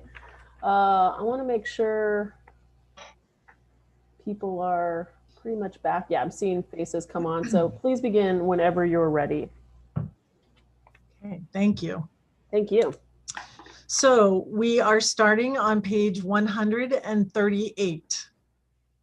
And that is also page 32 of your testimony, correct? And page 32 of my testimony, yes. Right in the middle.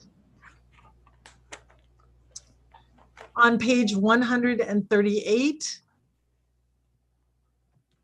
there is one initiative in the Maine Commission on Indigent Legal Services. This initiative reorganizes one executive director position from range 52 to range 37 and funds the position at step 12 to assist with recruiting and retention of qualified individual for this position. There is corresponding language in part GGG. On page 139, there is one initiative for the Maine Indian Tribal State Commission that provides one-time funding of $55,200 in each year of the upcoming biennium for additional staffing support for the commission's planning efforts. On page 140, we move to the Department of Inland Fisheries and Wildlife. There are two initiatives in the Endangered Non-Game Operations Program. The first establishes one resource biologist to manage the department's game registration system and provide logistical oversight of large field projects, creating several efficiencies, including reduced training time and improved and more consistent oversight of field crews. The position is funded in the Resource Management Services Program is split funded on page 148.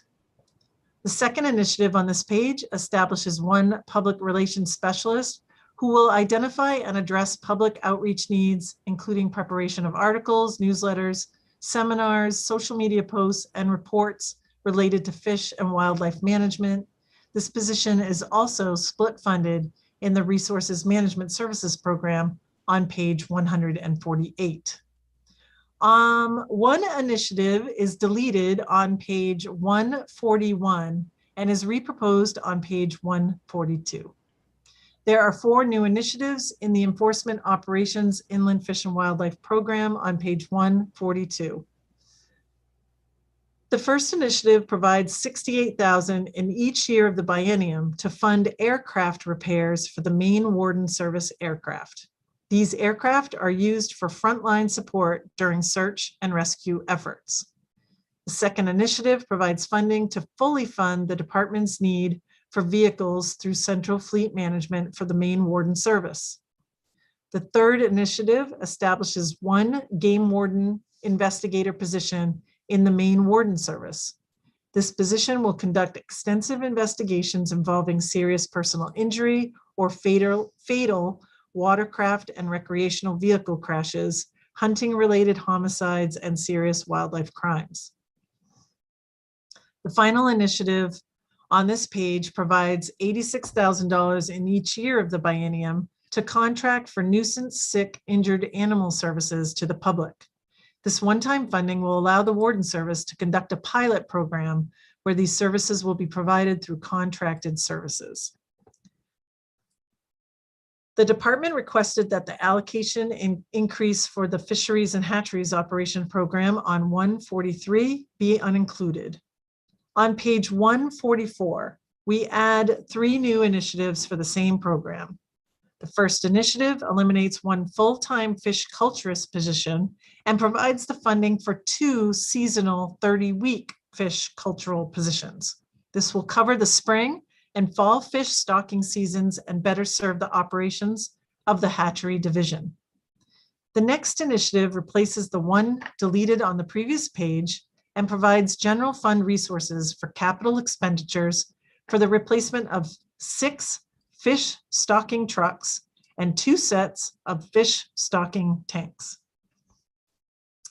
The final initiative on this page reallocates 24 positions to 50% general fund and 50% federal expenditures fund due to declining federal grant funds. Page 145 amends 2 initiatives in the Office of the Commissioner. The first initiative increases funding for technology costs for the Moses application, and the second increases funding for service center costs. The revised numbers reflect further analysis by the department on the availability of all other for operational costs. Unfortunately, due to declining federal grants, the department was unable to identify alternatives to this request. Page 146 adds 2 initiatives for the same program. The first provides funding for increases in insurance costs. The second initiative is an increase in other special revenue funds allocation of $2.4 million in 22 and $1.6 million in FY23 in order to fund the assessment and repair of state-owned dams. This allocation is funded by the transfer of $4 million included in Part III. The department owns 77 dams. This will fund repairs to 5 dams and enable an engineering assessment of the need for others.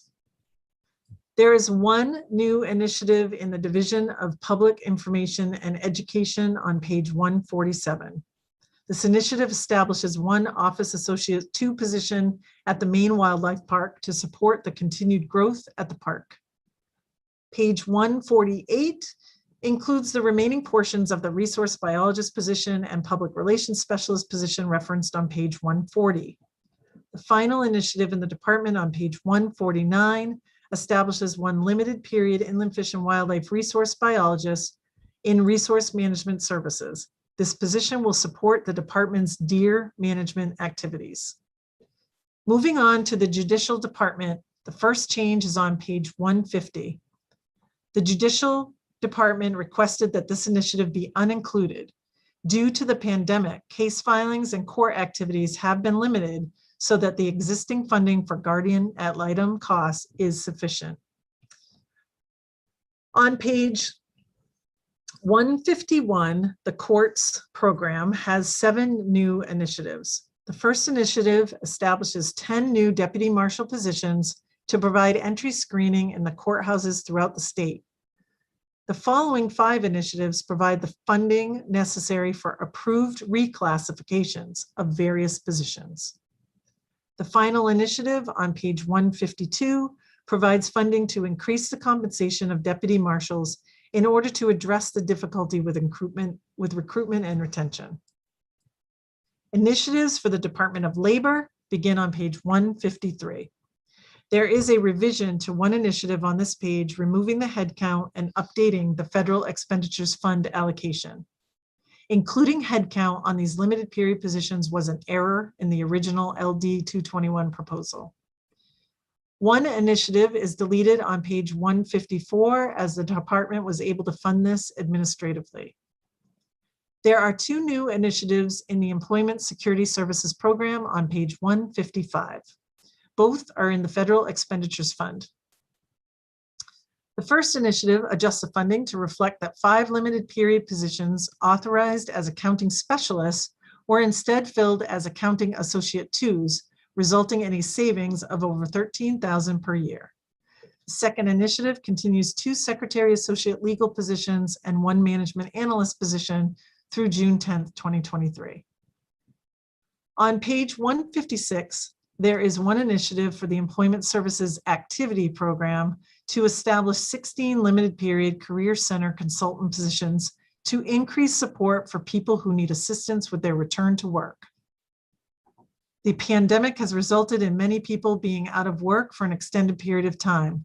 The transition back to work can be daunting. Career center consultants work with people to develop an individual employment plan, which includes information on jobs in their area that match their skills and interests, as well as actions that will lead to their employment. This initiative ties to the workforce initiatives outlined in the governor's ARP plan. Page 157 provides funding to support the work of the Permanent Commission on the Status of Racial, Indigenous, and Maine Tribal Populations. There is one initiative in the Regulation and Enforcement Program on page 158. This establishes 4 positions and increases all other for the position expenses and for funding additional legal support from the Office of the Attorney General discussed earlier, in order to ensure compliance with state labor laws and protection for Maine's workers. Maine people who have not been paid back wages seldom receive those wages because DOL lacks the resource to litigate on their behalf. Increasing the staffing would improve the timeliness of these investigations, improve the likelihood that back wages would be recovered, and allow DOL to conduct strategic investigations. Effective enforcement ensures that all employers are conducting business on a level playing field. When certain employers violate laws and ultimately do not have to pay fines or back wages, their financial bottom line is subsidized unfairly. They have conducted business with free labor and received an unfair competitive advantage. The final item for the Department of Labor is in the Workforce Research Program on page 159.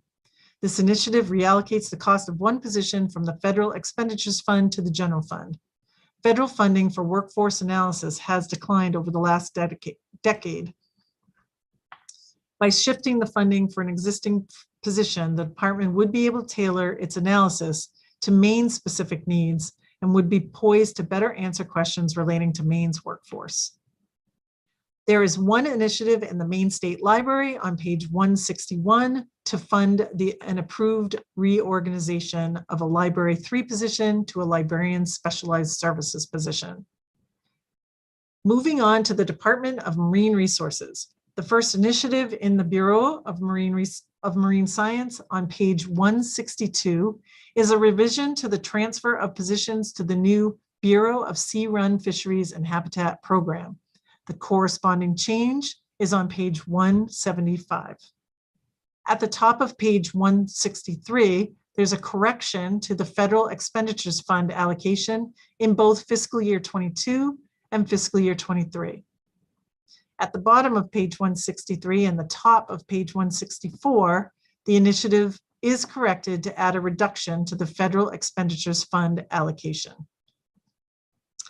There are 3 initiatives deleted for the Bureau of Marine Science on page 165 and reproposed on pages 166 and 167.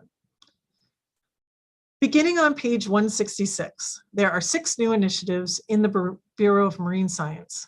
The first establishes one Public Service Coordinator 2 position to support the department's involvement in offshore wind development in the Gulf of Maine, and also to provide policy capacity for Maine's work related to protections for North Atlantic right whales. The knowledge base related to fisheries policy and science allows the department to utilize a single position to cover both areas. This position will provide necessary policy support on endangered species issues and support the agency's work on offshore wind projects in federal waters, including participation in regional and state policy and research initiatives. The initiative can also be found on page 171. Second initiative establishes one Marine Resource Scientist 2 position to monitor the increase in white sharks in the waters off Maine's coast. This initiative has a direct link to public safety related to the growing presence of white sharks. This position's focus will be to research, monitor real-time, and conduct tagging of white sharks, and as an added benefit, will also support the right whale acoustic monitoring during the time of year when a focus on sharks is less necessary. The third initiative reclasses one Marine Resource Technician position to a Marine Resource Specialist 2 position. The fourth initiative reorganizes one Marine Specialist 2 position to a Marine Resource Scientist 1 position. This is a management-initiated reorganization approved by the Bureau of Human Resources with an effective date of January 2019. The initiative also funds that retroactive payment. The fifth initiative reorganizes 2 seasonal conservation aid positions, currently at 0.5 FTE each, to 1 full-time position. It reclasses the position to a Marine Resource Specialist 2, including retroactive pay, and it reallocates the position to the Sea Run Fisheries Bureau. This initiative also appears on page 176. The sixth initiative on page 167 funds approved reclasses for a number of positions. This is also on page 173. The next program is the Bureau of Policy and Management. There are 2 revised initiatives in this program on pages 168 and 169 to reduce the all other federal expenditures fund allocation in both years of the biennium. There is 1 initiative deleted on page 170 and reproposed on page 171. There are 6 new initiatives in the program on page 171. The first initiative establishes a position to serve as the aquaculture administrator. This position will oversee the extensive administrative functions of the program, the scheduling of hearings, manage paralegals, and ensure all legal requirements pertaining to the lease application and administration process are followed. In so doing, the administrator will provide relief to the hearing officers, allowing those staff to devote more time to their work of reviewing lease applications, conducting hearings, and drafting decisions. The second initiative creates 2 positions that will support the research, monitoring, and assessment of Maine's marine resources and fisheries associated with Maine's proposed offshore wind research array. Third initiative relates to the Public Service Coordinator 2 position on page 166. Excuse me. The fourth initiative establishes 1 Marine Resource Scientist 3 position to support Maine's work related to protections for North Atlantic right whales, and will conduct acoustic monitoring in the Gulf of Maine to better inform our understanding of how whales use the Gulf, leading to more targeted and effective management action. The 5th initiative reorganizes a position. The 6th initiative provides $2 million per year to expand baseline funding for research and monitoring associated with Maine's proposed offshore wind research array. This funding will provide resources to fund research and development technical analysis associated with offshore wind that expands knowledge of the interactions between our natural resources and commercial development. This research is critical to ensure that the work and results of the research array and future offshore wind efforts are in the best interest of Maine people and environment. It will serve as critical seed funding to support local innovation and research and development that can leverage additional resources. In the Bureau of Public Health, 1 initiative is deleted on page 172 and replaced on page 173. The only change is that the initiative description updates the title of one of the positions being reclassed. Within the Bureau of Marine Patrol, page 174, there are 2 initiatives. The first corrects the allocation in the other special revenue funds. This is a technical correction. The second initiative transfers the cost of 2 positions to the general fund due to lack of funding in the federal and other special revenue funds. These positions will provide a full complement of Marine Patrol officers to ensure the protection and conservation of Maine's marine resources and safety of the public. The revision to the Sea Run Fisheries and Habitat Program on page 175 was covered earlier. The corresponding entry is on page 162. There are 2 new initiatives in this program on page 176. The first provides funding for the approved reclassification of 1 position. The final initiative was previously covered on page 166. There are 3 initiatives for the Maine Maritime Academy. The first is in the Scholarship Fund on page 177. This increases the allocation in their other special revenue account based on the May 2021 Revenue Forecasting Committee report.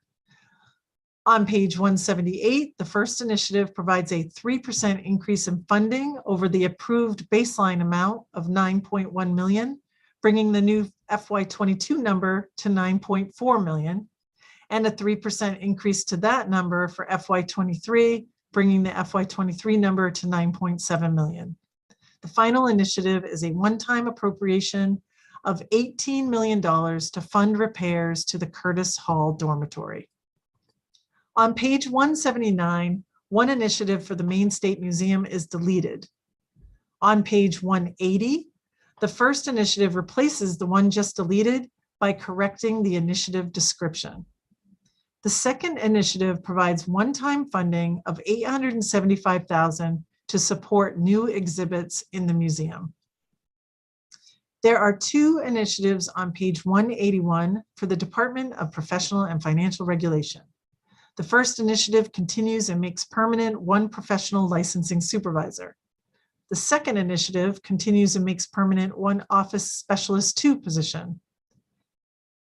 These positions will provide additional support for the behavioral health licensing programs within the Office of Professional and Occupational Regulation and will facilitate an improved licensing process and provide enhanced access to behavioral health services in Maine. The initiative on page 182 for the Board of Licensure in Medicine is a technical correction. Public Law 2021, Chapter 29 provided the funding for this commission member, but eliminated the head count and added an end date, essentially turning it into a limited period position. This initiative corrects the head count. Moving to page 183, there is one new initiative in the Department of Public Safety Computer Crimes Program. This initiative establishes 3 state police detectives and 3 planning and research associate 2 positions. These positions are being established in response to the increased investigative demands placed on the Maine State Police Computer Crimes Unit.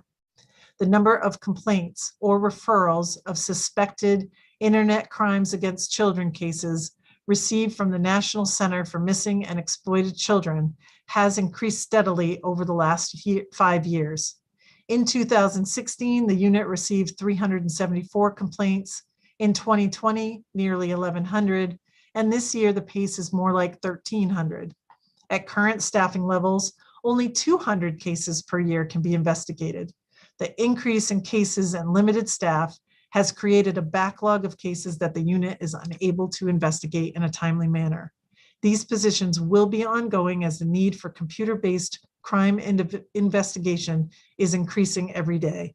The Maine State Police Computer Crimes Unit assists all of Maine's law enforcement partners to provide a safe environment for our citizens, and these positions will help keep Maine one of the safest states in the country. Page 184 reflects an increase in the allocation for the Gambling Control Board based on the May 2021 Revenue Forecasting Committee report. The last initiative for DPS is in the Highway Safety Program and can be found on page 185. This initiative establishes 2 highway safety coordinator positions. The federal funds are from the National Highway Traffic Safety Administration and will support the cost of these positions. The positions will utilize, coordinate, and monitor highway safety program grants used to fund local law enforcement high visibility enforcement efforts and marketing through the state to increase highway safety awareness. There are 3 initiatives for the Public Utilities Commission on pages 186 and 187. The first on page 186 is in the Emergency Services Communication Bureau and provides funding for the increased cost of the director of that bureau to be consistent with other PUC directors. This is corresponding, there is corresponding language in part U. The first initiative in the Public Utilities Administration Division on page 187 is a reduction in the other special revenue allocation to align with projected revenues. The PUC anticipates lower prepaid wireless fees. The final initiative is a technical correction to the baseline headcount for this account. The funding included this position, but the headcount was missing. Next is the Secretary of State, Bureau of Administrative Services and Corrections. 2 corrections. The first 2 initiatives on page 188 provides funding for the approved reorganization of 2 positions. The third initiative establishes 1 elections coordinator position. This position is necessary to ensure that the Secretary of State continues to meet its statutory deadlines. In order to comply with federal laws and ensure uniformity of process, the Elections Division has centralized several areas of election management, including all of those things in that paragraph, which are voluminous, including development and implementation of new voting programs, including implementation of ranked choice voting in 2018, the presidential primary introduced in 2020, accessible electronic absentee ballots and automatic voter registration, in addition to leasing and deployment of a uniform system of voting tabulators and testing of election media. There has been an increase in the number of people's vetoes, petitions, challenges, and lawsuits. This position is needed to help manage and carry out new programs, conduct data gathering and analysis to inform program decisions and activities, and to develop and provide guidance and training of municipal officials in about 500 voting jurisdictions. The final initiative provides one-time funding to promote, carry out, and coordinate programs designed to improve opportunities for women in the state. This allocation is supported by a transfer included in Part TTT. Turning to page 189, there are two initiatives for the Maine Community College system. The first initiative provides a 3% increase in funding over the approved baseline amount of $71.6 million, bringing the new FY22 number to 73.7, and a 3% increase to that number for fiscal year 23, bringing the fiscal year 23 number to 75.9. The second initiative increases the allocation in the system's other special revenue funds account based on the May 2021 Revenue Forecasting Committee report. Page 190 includes a revision with the Office of State Treasurer. This amendment changes the allocation for the loan guarantee program from $250,000 in each year to $500,000 in FY22 only, because the program sunsets in FY22. On pages 191 and 192, the allocation adjustments for municipal revenue sharing, taking into account the December revenue forecasting report. Part G of the change package updates the percentages used for revenue sharing from 3.75% in both 22 and 23 to 4.5% in 2022 and 5% in 2023. These adjustments will result in additional $80 million in payments to municipalities. The allocation adjustments are higher as this accounts for both December and May forecasts. Finally, moving on to the final initiatives, the University of Maine system on page 193. The first initiative provides a 3% increase in funding over the approved baseline amount and provides additional funding for the law school and pest management programs. The fiscal year 22 increase of $7.7 million will bring the funding to $205.8 million. The fiscal year 23 increase of $14.1 million brings the appropriation to $222.2 million. On page 194, the last initiative increases the allocation in the university's other special revenue funds account based on the May 2021 Revenue Forecasting Committee report. There is an amendment to Part B on page 195. The previous Part B was approved as part of Public Law 21, Chapter 29. This is an additional self-funded reclassification. I will now switch to the language document, which is a separate document, I think, and has its own page numbers. As we review the language today, I will start with the reminder that many pieces of the language originally included in LD 221 were incorporated into Public Law 21, Chapter 29. The language change package deletes those pieces of language and replaces those parts with new pieces of language. We also touched on a number of the pieces of language as we reviewed initiatives.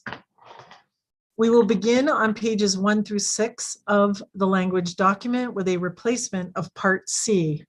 Part C is updated to reflect the additional state contribution, the targeted education funds, the annual target state and local share percentages, and the mill expectation of the local contribution for the fiscal year 21-22 related to education. As noted earlier, when we reviewed the initiative on page 44, the increase in state funding increases the target state share percentage from 51.83 to 55%, reduces the mill expectation from 7.9 to 7.25, increases the amount of funding targeted for early college by 1.5 million, and increases the funding in the Maine School of Science and Mathematics by $225,000.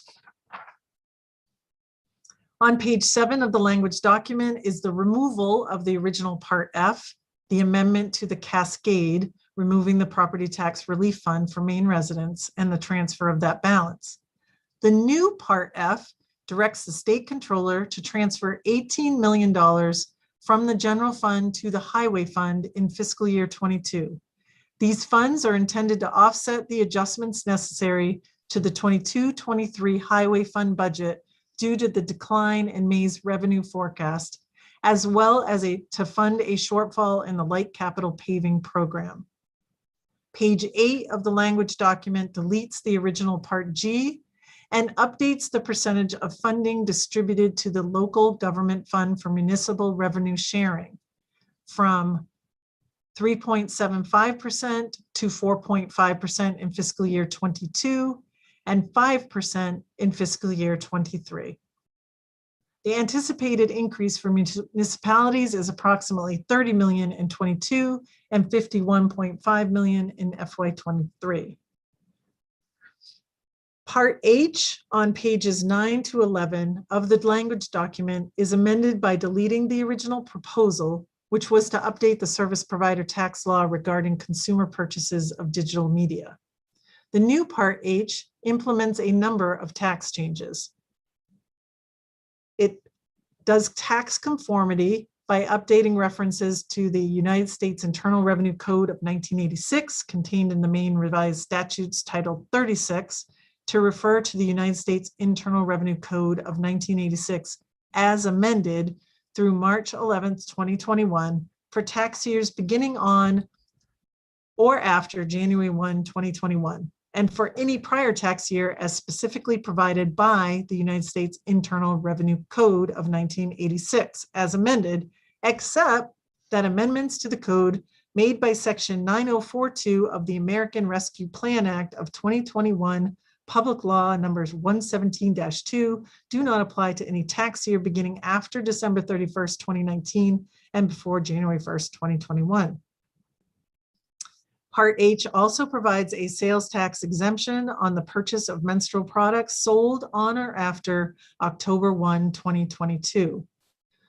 Part H implements two additional, I think that might be 2021.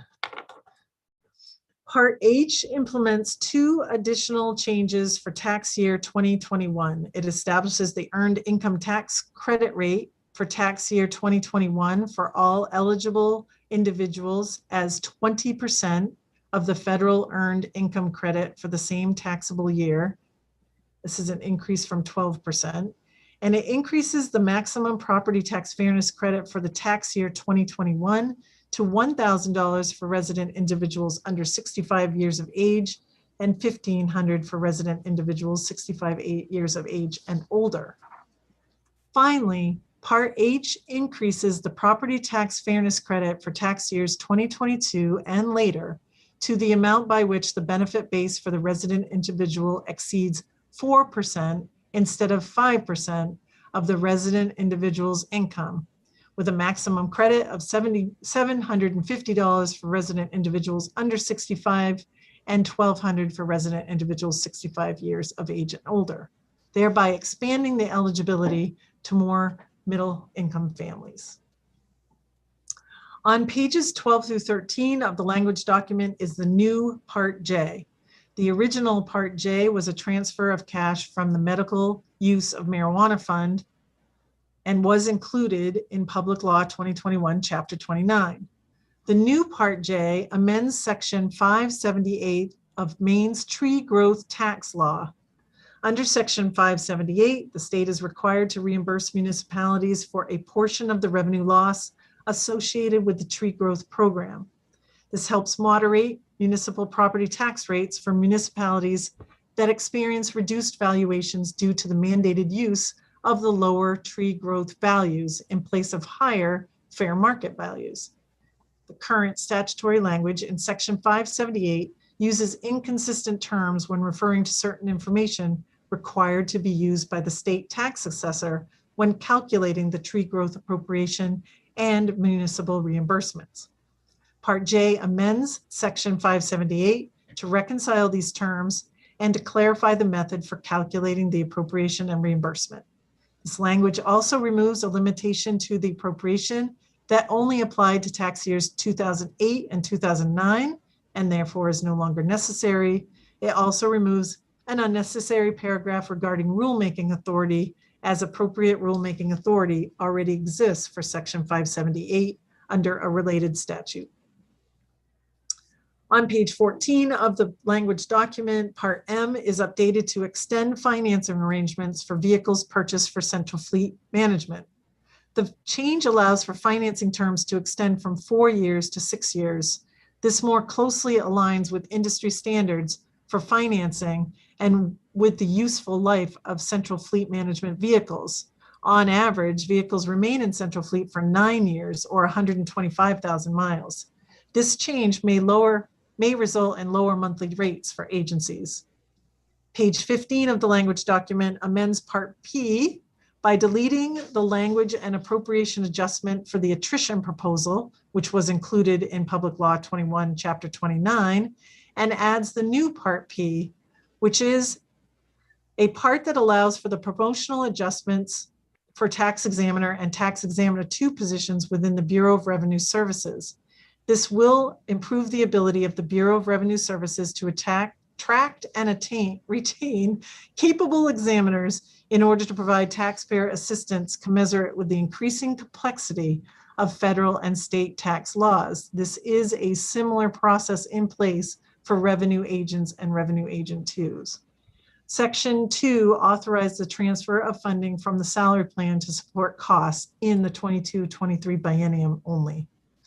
The change package for Part Q on page 16 deletes the language associated with the voluntary employee incentive program, which was included in Chapter 29. The new Part Q transfers $15 million into a new other special revenue account within the Department of Agriculture. As you recall, this funding will support the necessary work of abating, cleaning up, and mitigating the threats and hazards posed or potentially posed by PFAS contamination, impacting agricultural producers in the state and the food supply, to provide support to impacted farmers, to support critical PFAS research necessary for farm viability, and to otherwise allow for the department to strategically and effectively respond to PFAS concerns and issues as they arise. This was on page 16. We remember page 16. Part R is on page 17 of the language document. The change package deletes the original Part R, the authorization to continue tax expenditures, as that was included in Public Law 21, Chapter 29. The new Part R transfers $25 million to the Uncontrolled Sites Fund within the Department of Environmental Protection to support the treatment of drinking water, environmental testing, and management of PFAS. $15 million to provide drinking water treatment, $5 million for environmental testing, and $5 million for managing PFAS contaminated wastes. That initiative was on page 58. Part S of the document on page 18 reflects the deletion of the original Part S, which transferred balances from the main municipal bond bank related to liquor revenues and was part of Chapter 29. This Part S transfers $5 million to the Maine Environment Protection Fund for a competitive grant program to upgrade municipal culverts at stream crossings in order to improve fish and wildlife habitats and increase community safety. These projects allow communities to more effectively prepare for storm and flood events and advances the goals of restoring habitat for fish, including sea-run fish and native brook trout and wildlife. This funding will leverage additional federal funding. The allocation initiative was on page 57. Page 19 of the language document deletes the original Part T, the transfers to the Budget Stabilization Fund.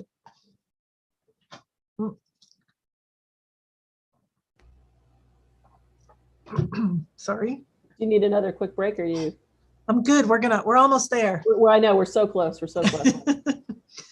Oh, hold on one second. Sorry.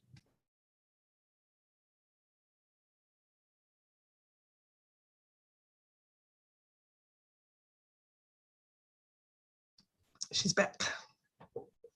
Part T, removing the Budget Stabilization Fund transfers of 10 million in both 22 and 23, and updates the language to transfer 52 million to the Budget Stabilization Fund in fiscal year 21. If approved, this budget would grow the Budget Stabilization Fund to more than 319.9 million, a record amount of savings and an increase of more than 111 million under Governor Mills' tenure. Part EE on page 20 deletes the original proposal to change the title of a DOE Director of Legislative Affairs. The new Part EE transfers 582,000 by June 21 and 411.5 thousand by June 411,000 by June 2022 to the Department of Education's National Board Certification Salary Supplemental Fund in order to support the salary supplemental payments for teachers with national board certification in accordance with Title 20A, Section 13013-A. Page 21 of the language document deletes the original proposal to add the Chief of Operations at the Department of Education to the list of major policy influencing positions. This new Part GG transfers $50 million from the general fund surplus to the Maine Municipal Bond Bank for the School Revolving Renovation Fund. Part 22 of the language document deletes the original Part HH, removing the education in the unorganized territory from the list of accounts authorized to carry unspent personal services, language that was included in Public Law 21, Chapter 29. The new Part HH establishes the Maine School Safety Center in statute in the Department of Education. Part LL on pages 23 and 24 amends the accounts and programs listed in the application of revenue sections related to the service provider taxes and healthcare related taxes. This corresponds to the Maine Care Account Consolidation Initiative included in Part A. This replaces the original Part LL, which identified the specific consumer price index to be used when calculating nursing facility COLAs. Pages 25 to 30 of the language document deletes the original Part 00, the update to the hospital tax base year, which was included in Chapter 29, and replaces it with language to update the name of the food supplement program to the Supplemental Nutrition Assistance Program, consistent with the federal program name. Part RR on page 31 amends the language by adding the director of the state-based marketplace to those appointed by the Commissioner of the Department of Health and Human Services. This position was established as part of Public Law 2019, Chapter 653, an act to enact the Made for Maine Health Coverage Act and improve health choices in Maine. Part SS on pages 32 and 33 amends the language by updating the fiscal year in which the transfers occur. The department has determined that the amount of programming necessary to consolidate the Maine Care accounts requires additional time. The consolidation is now anticipated for fiscal year 2023. Part WW is on pages 34 and 35. This deletes the original proposed WW that authorized Health and Human Service emergency rulemaking because that was included in Public Law Chapter 21, Chapter 29. The new Part WW transfers unencumbered balances from several Maine Care accounts to the unappropriated surplus of the general fund. Overall, these transfers represent the estimated impact of the continued 6.2% point bump in federal participation for the Medicaid program for the fourth quarter of fiscal year 2021. Additionally, this part transfers $90 million to the Main Care Stabilization Fund. This is comprised of the $45 million from unencumbered balances identified in this part and the continuation of the increased federal participation into first quarter of FY22. Those are the appropriations that we talked about in Part A. The enhanced FMAP is available through the end of the public health emergency pursuant to the Families First Coronavirus Response Act. Funds in the Medicaid Stabilization Fund will be used to ensure sustainability of services and full implementation of main care reforms. The originally proposed parts BBB, CCC, DDD, and EEE transferred available balances from accounts at the Department of Health and Human Services and were included in Chapter 29. The change packages includes a new part BBB on page 36 that increases the cap on the number of participants in the Higher Opportunity for Pathways to Employment program. This program is funded with federal funds through TANF and Aspire. The update to Part CCC on pages 37 and 38 adds the comprehensive preventative diagnostic and restorative services to the limited dental services currently available to main care members 21 and older. There is an initiative in Part A on page 105. Part DDD speaks to the, well, originally deletes the language included in Chapter 29, but then adds the state-funded main care and children's health insurance program coverage for non-citizen residents of the state who are ineligible for coverage due to their immigration status. That is the initiative we spoke about on pages 107, 120, and 124. Page 40 of the language deletes the original Part EEE. The new Part EEE identifies that all other funds for the Maine Commission on Indigent Legal Services will carry. Page 41 updates the summary only for Part FFF. Next, we move to page 42. This deletes the original Part GGG, which updated the fiscal year for inland fish and wildlife fiscal stability and was included in Chapter 29. The new Part GGG changes the salary range for the executive director of the Maine Commission on Indigent Legal Services from a range 52 to 37. Commission has had difficulty recruiting based on the salary. Top step between the salaries is 122 versus 115. The change package updates Part III on page 43. The original proposal related to judicial salaries and was included in Chapter 29. The new Part III transfers $4,084,500 to the Department of Inland Fisheries and Wildlife. These funds will support repairs for several department-owned dams and for the assessment of other dams to identify structural integrity and maintenance priorities. That corresponding initiative is on page 146. Part LLL of pages 44 and 45 is amended to more clearly identify the positions eligible to participate in the 1998 special plan of the Maine Public Employees Retirement System. This is not adding any positions to the eligible positions, but is clarifying the titles. Part MMM is on page 46. This deletes the original proposal to carry unexpended Secretary of State balances that was approved in Chapter 29. The new Part MMM repeals Part S from Public Law 2021, Chapter 29. This part was the one-day transfer of $32 million from other special revenue funds to the general fund unappropriated surplus on June 30th, 2022, and back to the other special revenue funds on July 1, 2022. Based on the May revenue forecast, this one-day transfer is no longer necessary. Page 47 removes the original Part NNN. That was language for debt service in the state controller, and that was included in Chapter 29. The new part NNN amends Title V to identify that the Education Advisory Committee on School Psychologists is eligible for expenses only compensation.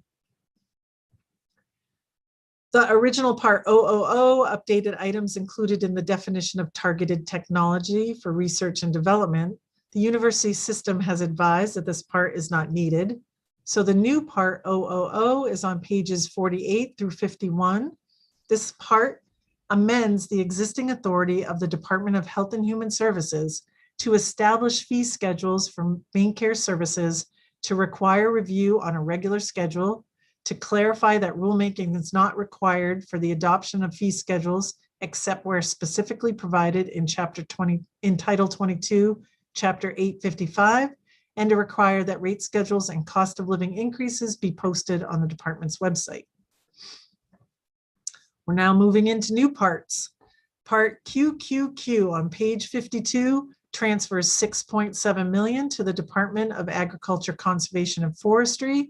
These funds, as we discussed, will be used to modernize the department's aerial fire suppression fleet by purchasing 2 used but modern Bell 407 helicopters and modify them for fire use, dismantle the 2 Hueys that have not been overhauled for parts, storing the engines, transmissions, and rotor systems for later use, modify the 3 overhauled Hueys, purchase 2 used but modern Cessna 206s to replace the C-180 and C-185. The C-180 will be returned to the U.S. Forest Service, and the C-185 will be sold. Part RRR is on page 55. This part transfers $6.8 million to the Department of Defense, Veterans and Emergency Management for the state share of maintenance, repair, capital improvement, modernizations, and efficiencies for projects in the Main Armory and Air National Guard Readiness Centers and Support Facilities, as discussed on page 37 of the change package. On page 55, Part SSS transfers $87 million to the Bureau of General Services for capital construction to provide a unique opportunity to catch up on years of unfunded repairs to every greater Augusta area state-owned building. That initiative was on page 7. On page 55 of the language document, Part TTT transfers $100,000 to the Secretary of State's Permanent Commission on the Status of Women to be used for the funding initiative that we spoke of in the Secretary of State's account. Funding will be used for the examination of healthcare, childcare, and workforce challenges facing women in Maine today. Part UUU, pages 56 and 57, adds the Director of Emergency Services Communication to the applicable statutes for the Public Utilities Commission. This is an existing position within the PUC. On page 58, Part VVV authorizes the transfer of $2.9 million from the Reserve for General Fund Operating Capital to a COVID-19 response fund. These funds may be allotted by financial order. This basically extends the authority that was provided in Public Law 2021, Chapter 1, Part AA. To date, those funds have not been utilized. Having access to these funds does provide needed flexibility to respond to COVID-19 related needs. Part WWW is on pages 59 and 60. This part prohibits the sale and distribution of flavored tobacco products, including flavored cigars and flavored electronic smoking devices. This part takes effect on January 1st, 2022.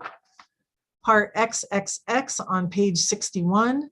This part amends the law to specify that the minimum grant amount under the Maine State Grant Program within the Finance Authority of Maine may not be less than $2,500 if sufficient funds are appropriated for that purpose.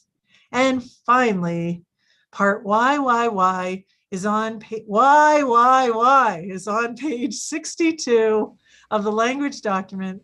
This part allows for the Director of the Bureau of Resource Information and Land Use Planning and the Director of the Maine Geological Survey to be 2 separate positions as discussed in Agriculture, Conservation, and Forestry Initiative. This concludes my testimony for today, and I thank you very much. I'm happy to answer questions. Thank you so much, Commissioner Figueroa. I appreciate the fortitude you had in getting through this. And I also want to extend my thanks to your entire staff. Since we got the revenue reforecasting, I'm sure you've been working night and day to pull something like this together for us to hand over to us and have us do the due diligence that we'll need to do. Do you need a couple minutes before we maybe take questions, or are you ready to forge ahead? Great. So I'll open it up to questions from the committee. It's a big document, and I'm sure there are a few people that have clarifying questions. Anything that the commissioner may not be able to address today, I'm sure she'll get back to us with any specifics. So anybody have any specific questions or thoughts? I see Senator Bailey and then Representative Fecto. Thank you, Madam Chair. A clarifying question. I did not see in your testimony that you discussed page 84, and that was prescription drugs for the elderly, I believe. You did reference it on the top of page 18 of your testimony, that it was, you know, part of the kind of proposed consolidation within the Department of Health and Human Services, but that seemed to be the only reference to that initiative. And I'm just wondering if you could briefly talk about that initiative on page 84. Thank you. Sure, thank you. As you recall, the department did propose to consolidate 13 accounts to 4. This was one of those accounts. And so as part of the initiative, recognizing that they will not be able to do that in fiscal year 22, on page 84, you'll see the original proposal suggested those were the amounts that would be moved and consolidated. And now the revised proposal only moves accounts in fiscal year 23, because that's when the department believes that it will be able to finalize that, enact and finalize that consolidation. Doesn't change anything around the program. It just merges, it just puts the funds in a different place for easier use. All right, thank you. Representative Fecto. Thank you, Madam Chair. Thank you, Commissioner. What is the total number of new and continued positions within this change package? Thank you. Thank you. In the change package, we propose to add approximately 90 new headcount and 67 limited period positions. And we have a spreadsheet that shows that distribution, so we'll send that along. We also have this really great spreadsheet that talks about like the original language and what the new language is because of that. So we'll send this along too. It's color coded. Those are more fun. Those are always more fun. Anything else, Representative Fecto, at this time? If I'm allowed to ask another question. Sure, go ahead, and then we'll move on. Thank you, and thank you, Madam Chair. Talking about the National Board Certified Teacher Salary Supplement, it doesn't appear that it's a part of 55% education funding. It doesn't appear that the way it was briefed today. So is that consistent with all of the salary supplement, or is it just the new salary supplement? I'm just a little confused on that altogether. Thank you. I actually asked that very question, and it is not part of the overall cost of education, and I'm trying to, I did that through, now I'm trying to scroll. It is not part of the overall cost of education in that GPA Part C, and is in a different other special revenue account because they use funds from, I'm blanking right now where the funds come, some kind of fee. It's a fee by the teachers, I believe, that pay into part of the process of getting that certification. Yeah. But And we can so certainly that- get more information on it. Yep, happy to do that and happy to show you.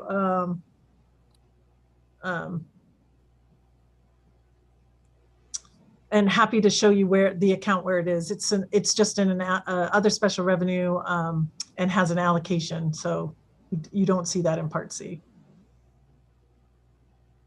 Thank you. Representative Fay and then Representative Hymanson. Thank you, Madam Chair, and thank you, Commissioner. That was quite a lift. And to your staff too. And I don't necessarily need an answer to this now, but I would love to know what main care services are being included in the COLA.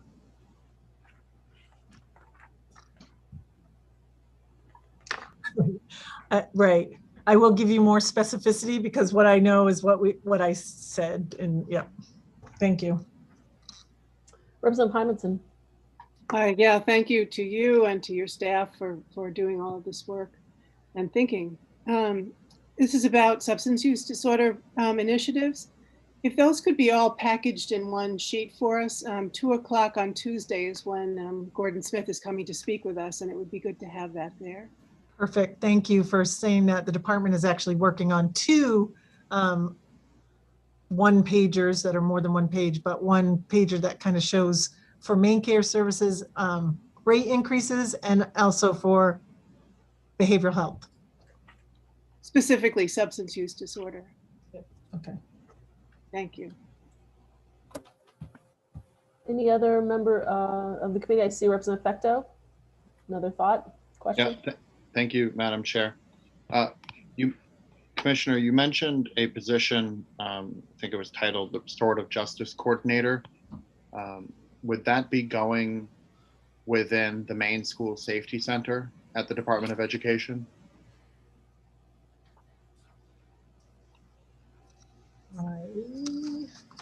Just 1 second. Thank you.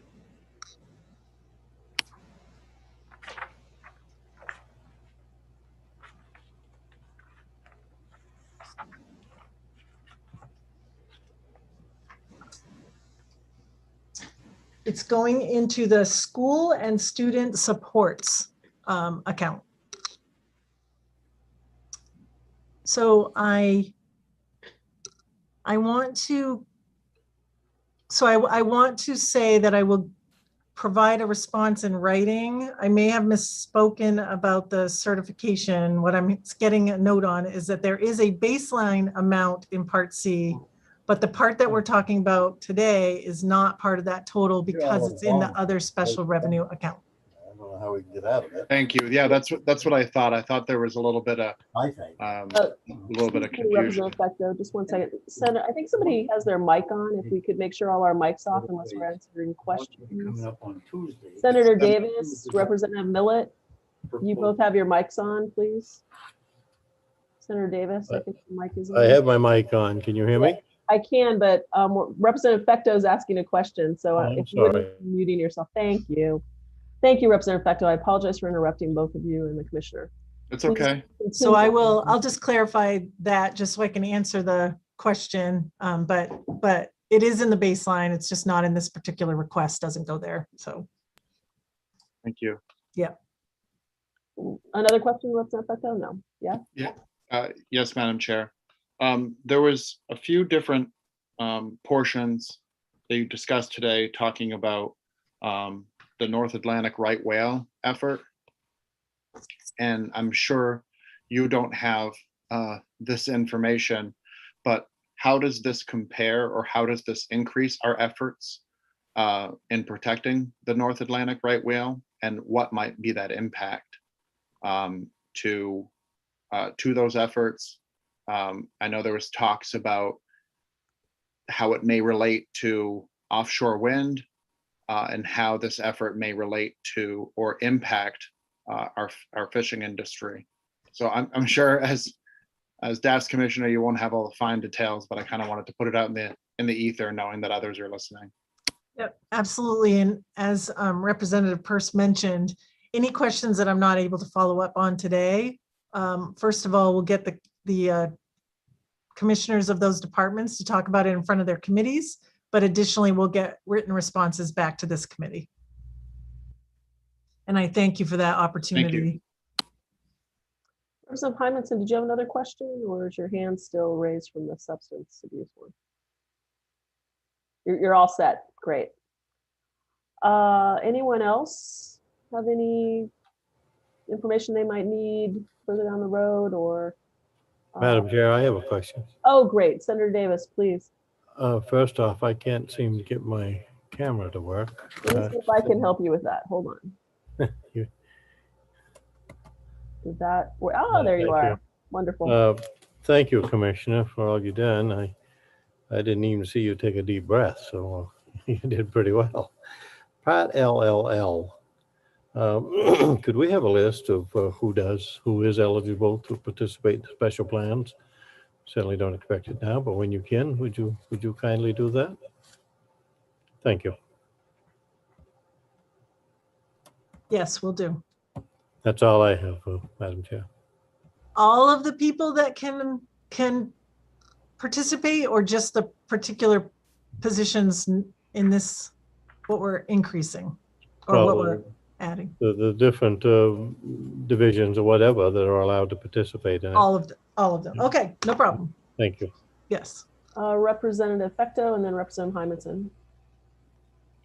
Thank you, Madam Chair. In passing, I'm trying to race back to the actual page, but you mentioned, I think, a few things. A part when we're talking about GIS mapping of tree coverage and possible like multispectral mapping of carbon sequestration. I guess I just don't understand that program in general on how that is that partially related to the new position in the Geological Survey? What are the fiscal really impacts? Does our state benefit fiscally from carbon sequestration, or is this in compliance with federal stuff? I guess I just generally don't understand enough about that effort. I will get you more detail. Thank you. Representative Hymanson. And then it'll be Representative Martin. I'm trying to understand the FMAP bumps, because we've gotten two of them, right? There was an initial one, and then there's a 10% bump on home and community-based services from April 1st to March 30th of next year, of 2022. So I wondered if that was considered in the budget, how that was mapped out, how that was spent. I want to be able to understand where the FMAP bumps have gone. Okay. So in this proposal, we are proposing that the first quarter FMAP bump, which is the 6.2%, be transferred to the Medicaid stabilization program to fund ongoing main care services, as well as last quarter of this fiscal year. I can't quite speak to the 10% bump that you're talking about, so I will get additional details on that. Okay, appreciate that. So in my calculations, it's 90 million for the stabilization fund. Exactly. Okay. Yes. Okay, thank you. Representative Martin. Thank you, Commissioner. Great job. Your attention to page 22. At the top of the page, this is the implementation of the rate study that was done. And that would become effective January of 2022. What would be the cost if we were to start the implementation on July 1? Between July 1 and the additional 6 months? Because needless to say, I think about everyone in the state's been waiting for the rate study to be conducted, and now it's conducted, and now we're going to postpone it, the cost of it, or at least the rate increase. So I'd be interested in knowing what that figure might be. I will get that for you. Thank you. That is for the intensive outpatient program item, right? That's on my page 22, but on page 95 of the document. Yes. Who's on? It's medical care payment to providers. Yeah. Yep, gotcha. And then Representative Fay, and then Representative Fecto.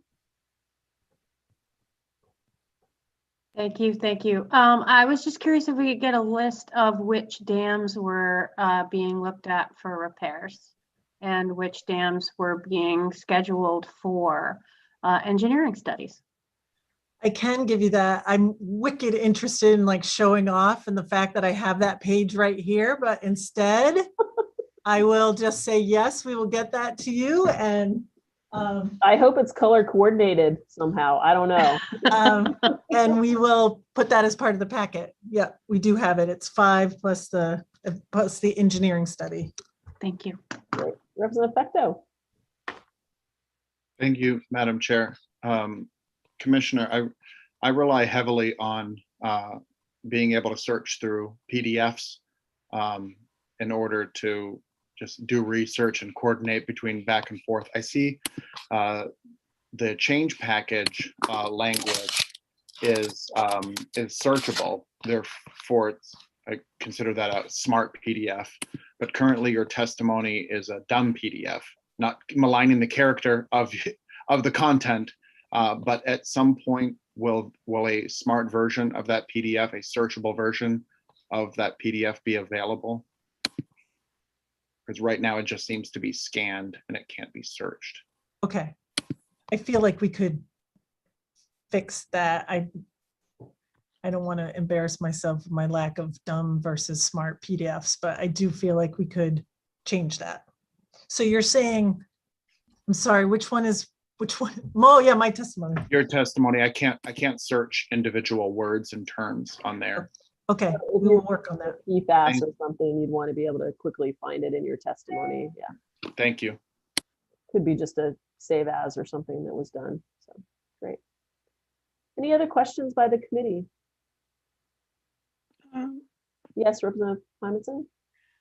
Yeah, I suppose I shouldn't leave without being a little bit disappointed about the direct care providers, service providers, people who do direct care, and not a lot of mention of them. So I'll have to explore that a little bit and understand why it is that, you know, I've been hearing incredible stories from people and with their kids with DD and ID and the elderly, and long wait lists for people who need support at home, who are elderly and don't have any, there's no workforce out there.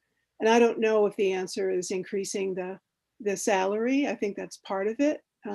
It's not the whole answer, but I wondered why there wasn't any mention about that. So I'd like to understand that a little better.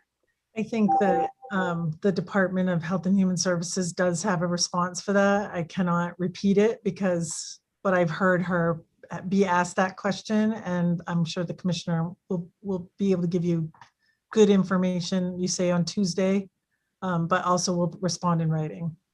Thank you, I appreciate it. I don't see anyone else with their hands up at this point. I want to thank you, Commissioner Ginn, and your staff for this work. It's really been tremendous. It's been quite a year and a half for everyone as we've all maneuvered through a, you know, worldwide pandemic and a change in how we do things, and a looking toward a cutting of revenue, a looking toward an improvement of revenue. It's just been quite a ride, and I appreciate everyone sticking with it in your office, and you in particular, and the administration. So really want to appreciate that you presented to us today. Going forward with this work of the change package, I'll just remind the committee that we're asking all of the committee, the policy committees for the sections of the change package. The commissioners will be visiting those committees and walking through the change package with them so that they can answer any questions at a policy level, and we'll be looking for feedback from the policy committees on the change package. In addition, we realize that this represents a significant amount of work, a significant amount of money, and a significant amount of impact for our state. And to that end, we're going to have a public hearing on the change package on Thursday, May 20th, starting at 9:30 a.m. And I think we just want to have the public have the opportunity to come and share on any aspects of this change package or things they might feel are not there, whatever they'd like to share from the community. So we'll start that at 9:30 in the morning on Thursday, May 20th. That'll be posted, and people who are listening out in the world with us can certainly look for that on our AFA website around that. Then also next week, just for a little bit of a calendar update, on Tuesday the 18th, we will be having the remainder of our bond hearings. The governor has a bond proposal that will be coming for a public hearing on the 18th, Tuesday at 10 a.m. we will start. We'll hear from the remaining bond packages.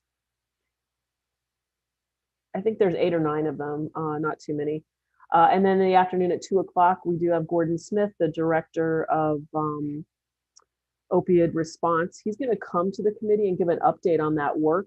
I think that we're all interested in what's been going on and what we've heard in the news, but it'll be good to hear from him directly. So in addition to that, we have a session on Wednesday at the Civic Center. So we have quite a week ahead of us coming forward. So Commissioner, did you have any last words you'd like to say before we kind of wrap it up for a Friday afternoon? I have a couple other quick announcements, but other than that, I want to thank you again for all the work, not today, not last week, but really for the entire last 12 to 16 months. We were doing some quotes today, and we came across Albert Einstein's "The only reason for time is so that everything doesn't happen at once." And we all were like, it feels like everything has happened at once over the past 14 months. Appreciate your patience while we work through. We normally do 1 or 2 budgets, and we've done 4 in a curtailment, and so we appreciate that you understand that, and I appreciate you saying it. My staff and DAFS staff and all staff across the state have been well immersed in these efforts, and appreciate your attention to them. So anything that we can do to help you understand them, we're happy to do. Well, thank you. I appreciate that. I think our journey together in the next month or so will certainly be significant. I can't imagine we won't be seeing you again and having you before us and answering questions. But I will agree the ship is pretty steady, and now it's just a matter of where are we sailing to, I guess, to keep that analogy going. So Nice. not bad for Friday at 4 o'clock. So I want to thank you and your staff again. I also really want to thank Maureen Dawson and Marianne McMasters and Mandy Shore and all of the people in OFR, because as you bring this to us on a Friday afternoon, the work of our committee really grabs hold, and that office is just critical to what we do. So I thank them in advance and for the past of what they've done all this year and what we will do going forward. So unless there are any questions by the committee, I think we'll plan on seeing everybody at 10 a.m. on Tuesday the 18th for our bond hearings, and then in the afternoon at 2 o'clock, just as a reminder, with Gordon Smith, and then again on Thursday at 9:30 a.m. for the public hearing on the change package to LD 221. Have a great weekend. Enjoy the lovely weather.